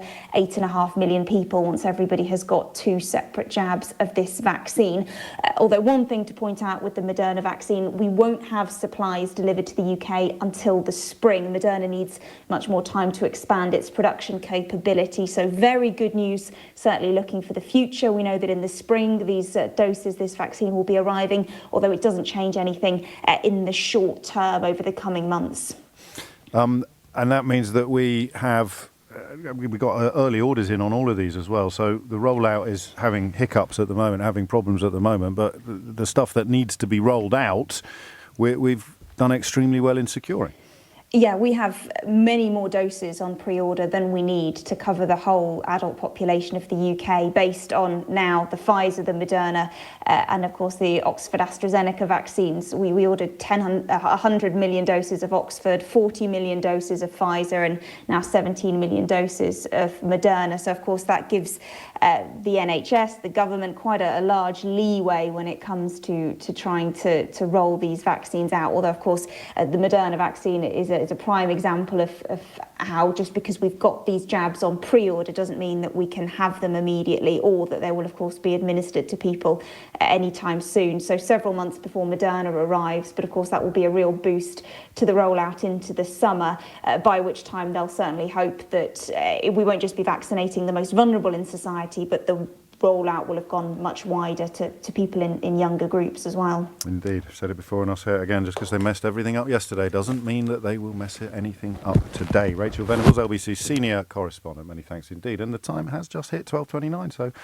just a half an hour more of this, and I'm still going to leave a lot of people hanging, waiting to talk about it. The question of what explains support for Donald Trump among people who can't have been under many illusions about what he was and what he represented. Here's Jacob Rees-Mogg in 2018.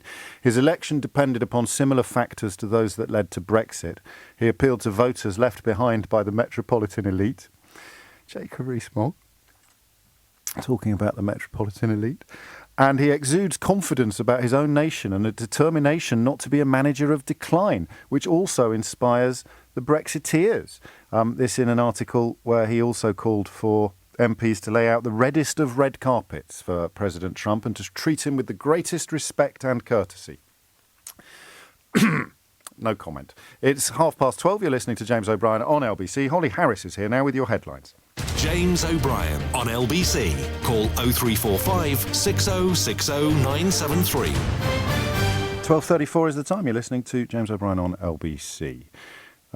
It's a funny one, and it's just, I'm afraid, depressing. And it's not a word I use often on the radio, because the last thing I want you to do is turn me on in the morning and come away with a worse mood than you arrived with, which is why we manage to insert humour even sometimes into the darkest corners of our conversations at the moment. Possibly the funniest thing happening is the idea of a man who put £10,000 on Donald Trump winning the American election, trying to persuade people to pay him for financial advice. But, you know, no one's laughing at Nigel Farage anymore. He's very happy about that.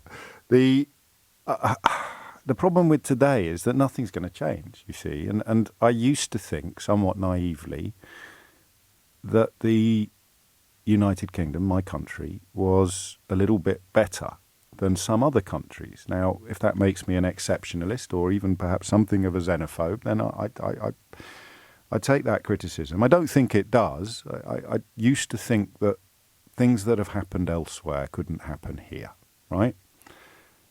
And I don't think that anymore. I hear hypocrisy and dishonesty and disingenuousness on such a scale, possibly because I'm so tuned into it, possibly because I'm doing this job for a living, and I listen to the comments and the contributions to public discourse that other people make, and I hear people telling you things, and I see things in newspapers that are demonstrably untrue or just so ridiculous that I can't believe how much contempt many right-wing commentators have for you, even as you believe what they tell you and decide to hate on me. I just will never change on that, I don't think. I will always try to tell you the truth, even as you shout at me and call me names for trying to do so, because otherwise there's no point coming to work every day. But, you just look at this reminder that Theresa May offered him a full state visit a week after he got elected, a week after his inauguration. I think there's only been 2 state visits, only Bush 1 and Barack Obama, Bush 2, sorry, and George W. and Barack Obama, who got state visits during the current Queen's reign, that Theresa May rolled out the red carpet for Donald Trump in 2019. And of course,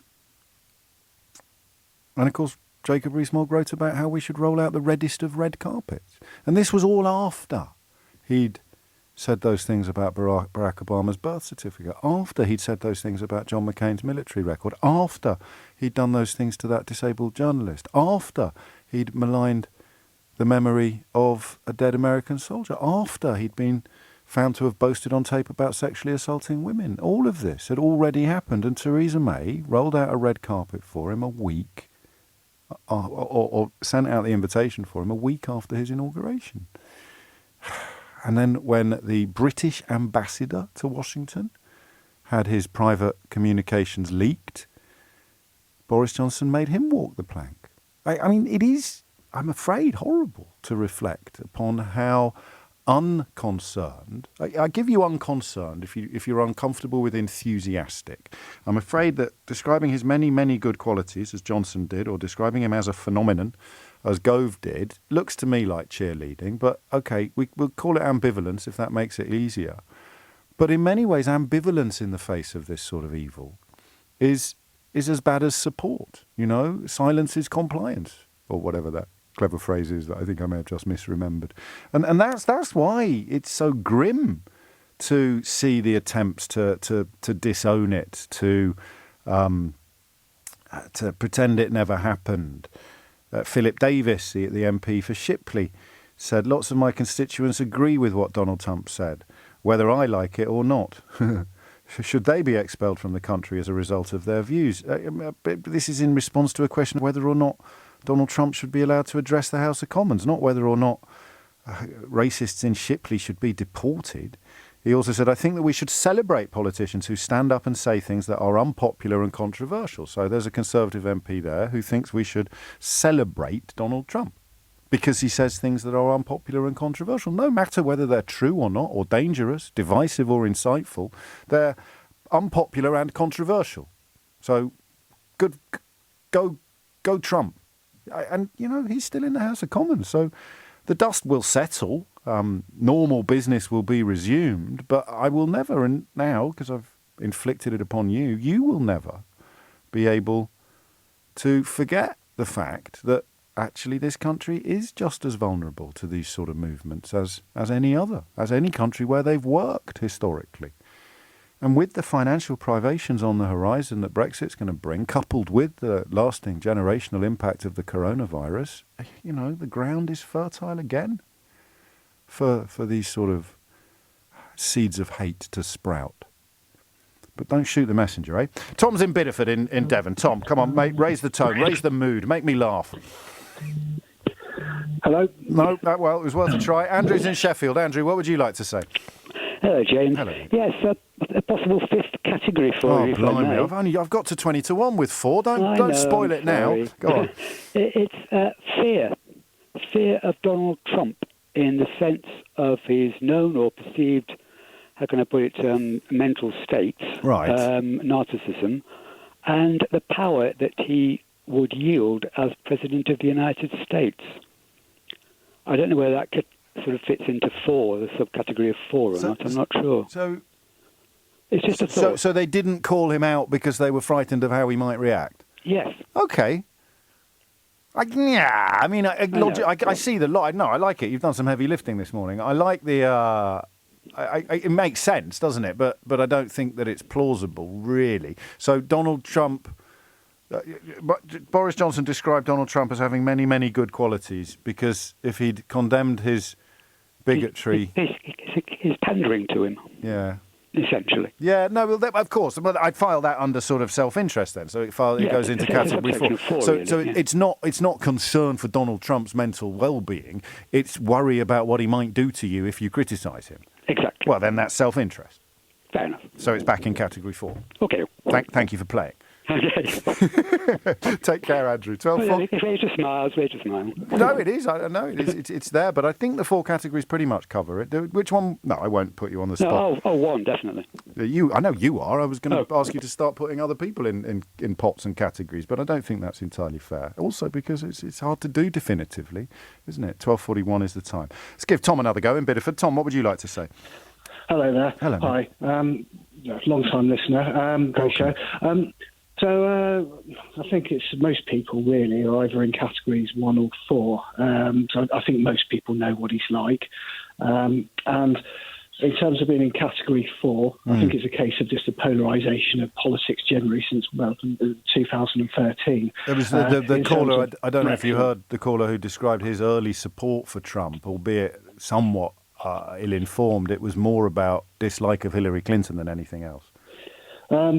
Yeah, well, I was thinking in this country, in this particular, it's just as being part of the sort of overall polarisation on Brexit, and Donald Trump is considered the side of the angels, as it were. I'm not on that particular sort of the scale myself. I'm called him out straight away. Yes, of course. I think most people are for. If they had actually looked into some of the things he said and actually in isolation, I mean, they'd be absolutely horrified. But of course, because it's shibboleth of Brexit, and anyone against Brexit is defeated. There are other categories actually, but given that some of them I can only really think of one person that would fit into them, they don't need to be added to our list. But if you were a British television presenter and you were actually friends with him, that would be quite a boost, wouldn't it, to your serotonin levels? That would make you feel pretty flippant. I'm actually friends, proper friends. I've got his mobile phone number with the President of the United States of America.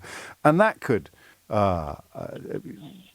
lead you into the darkness. That could make you determine not to see the truth, because then suddenly having his mobile phone number and being his mate wouldn't be such a result. It wouldn't be such a boost. But obviously I'm not mentioning any names, Piers. I can remember when he had that state visit, he was walking with the Queen, and he walked in front of the Queen and turned his back on the Queen, and that seemed to sort of, most of the people I sort of encountered seemed to forgive that, even though that's the Queen of the yeah. Although that's just him being a bit of an oaf rather than him being a dangerous bigot. I think people would actually forgive him that.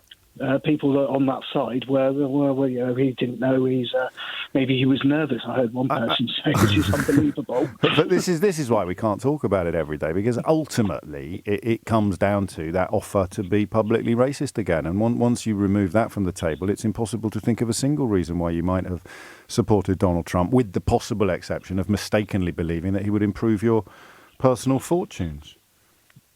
Yeah. There's nothing else there. There's nothing else there. No, it's a strange old business. Thank you, mate. Thank you, Tom. Couple of phone lines free for the first time since 10 o'clock this morning. But to be honest, I've only got 15 minutes left, so I don't know if if you are brilliant, you will jump the queue and get on. Okay, there's the challenge, and it's up to us. Management reserves the right to decide what's brilliant and what is not brilliant. You can't just ring in and say I'm brilliant, put me on with James now. Although you might like to try. 0345 6060 973 is the number that you need. So there we are. Those are your 4 categories. And into which of them much of the English media and the current Conservative government falls or should be filed is entirely up to you.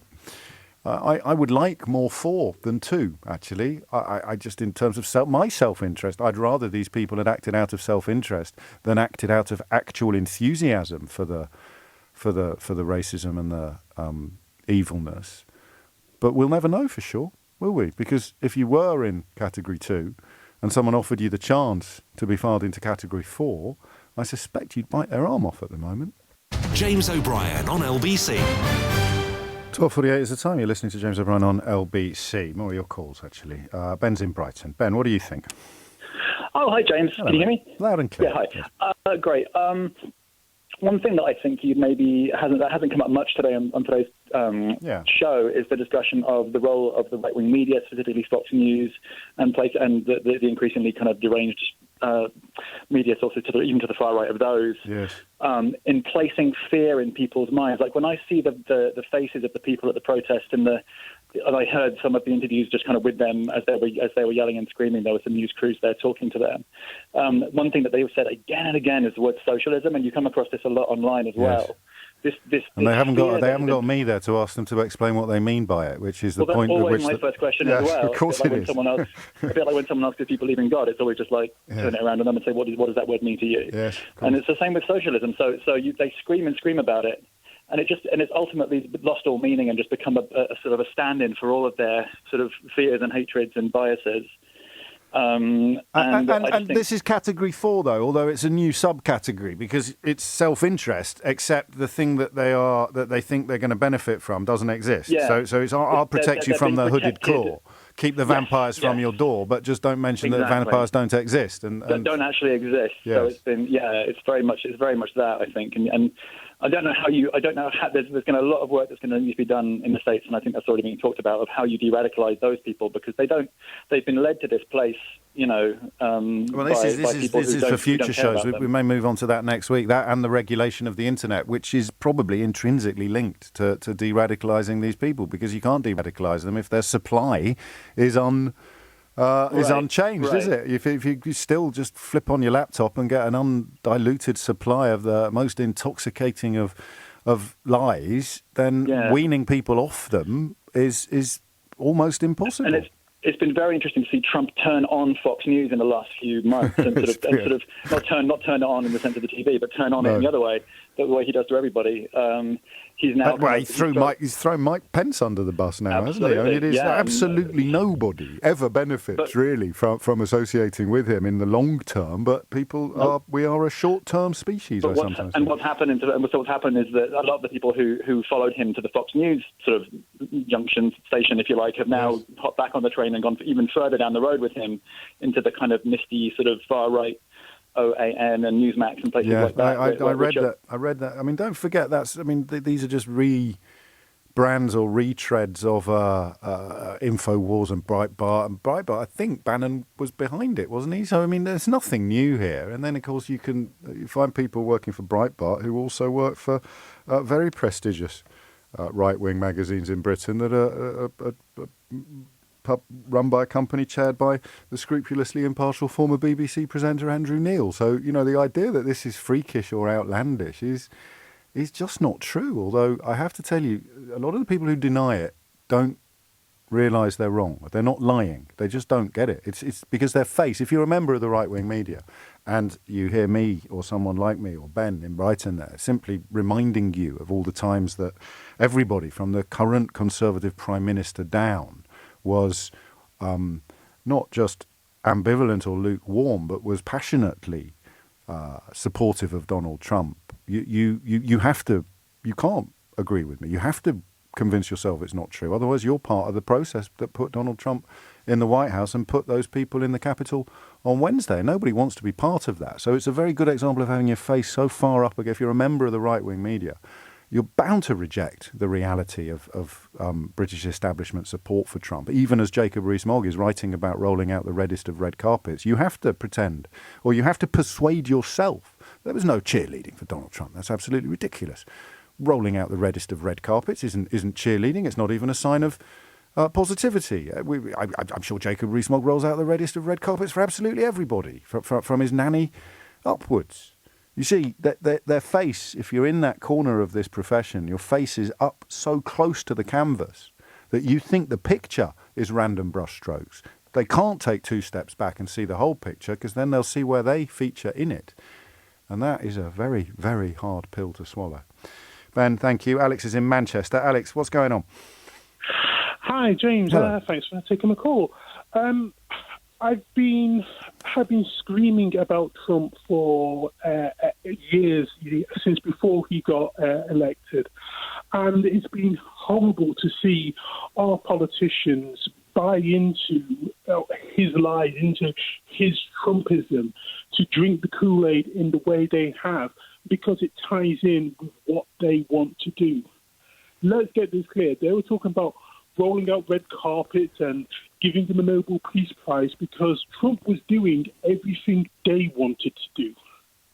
Whether it's cutting taxes, deregulating business, or locking up immigrants and separating families, he's been doing everything that the right-wing people like Jacob Rees-Mogg and our Prime Minister Johnson have been wanting to do for years and years. I don't think that's... Hang on. I hear you, and these are the categories that I've given you to choose from, but I don't think it's fair.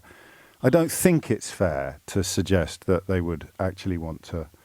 But then you look at the boats in the Channel over the course of the summer, don't you? And Priti Patel's been wanting to send people off to the Ascension Islands to effectively have a prison colony for migrants. So there isn't a big jump here. I mean, the most you can say is that they are the knockoff versions of Trumpism. It's slightly worse and slightly more incompetent. Yeah, or slightly more competent, actually, in the sense that Trump's, I'll call it craziness for want of a better word. I mean, to move in the space of 24 hours, to move from saying "I love you guys" to saying you're criminals, you're egregious. You know that. I don't know if even... Well, actually, Boris Johnson probably could do that, but I don't know if many other British politicians could swear blind that black is black on Monday and then swear blind that black is white on Tuesday. Could they? Or am I being naive? Boris Johnson did when he was saying send your school kids to school on Sunday and that the schools aren't safe on Monday. No, that's not even the best example, is it? But yeah, I know he's done plenty more. Well, I was thinking he wrote two columns. He wrote the Leave column and the Remain column and only decided which one to send in the day before it was published. And look at how thin the hair we're splitting here is at this point. That's a lovely way of putting it. Where the incompetence is. I know, but I'm not as comfortable as you are believing what you've just said. I still feel a psychic resistance to the conclusion that things are as bad as you describe, or indeed that the men you've mentioned are as bad as Donald Trump. I don't know why. Call me naive, call me liberal, call me too kind, but I just don't. I don't want to go there yet. And there are days when I do go there, but today is one of the days when I feel myself not wanting to. Do you understand what I mean? Yeah, and if you want to cheer both of us up, go on.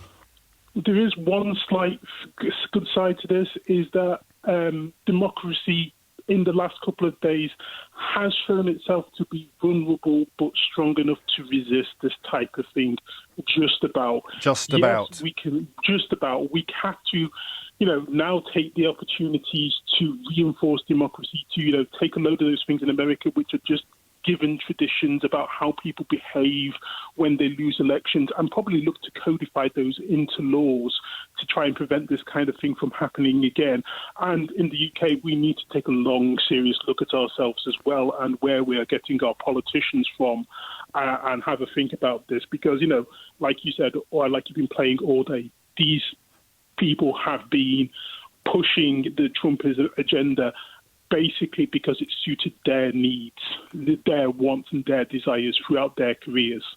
And so we have to take a hard look at ourselves as well. But the point we haven't had a lucky escape on this side of the Atlantic. I mean, I hate to say it, and I'll take your silver lining and I'll put it in the bank. But what you say about America is hopefully true. Well, what you say is true, but we hope that the next bit comes true as well, and they do. They have had a lucky escape. It's hard to know what's going to happen next here.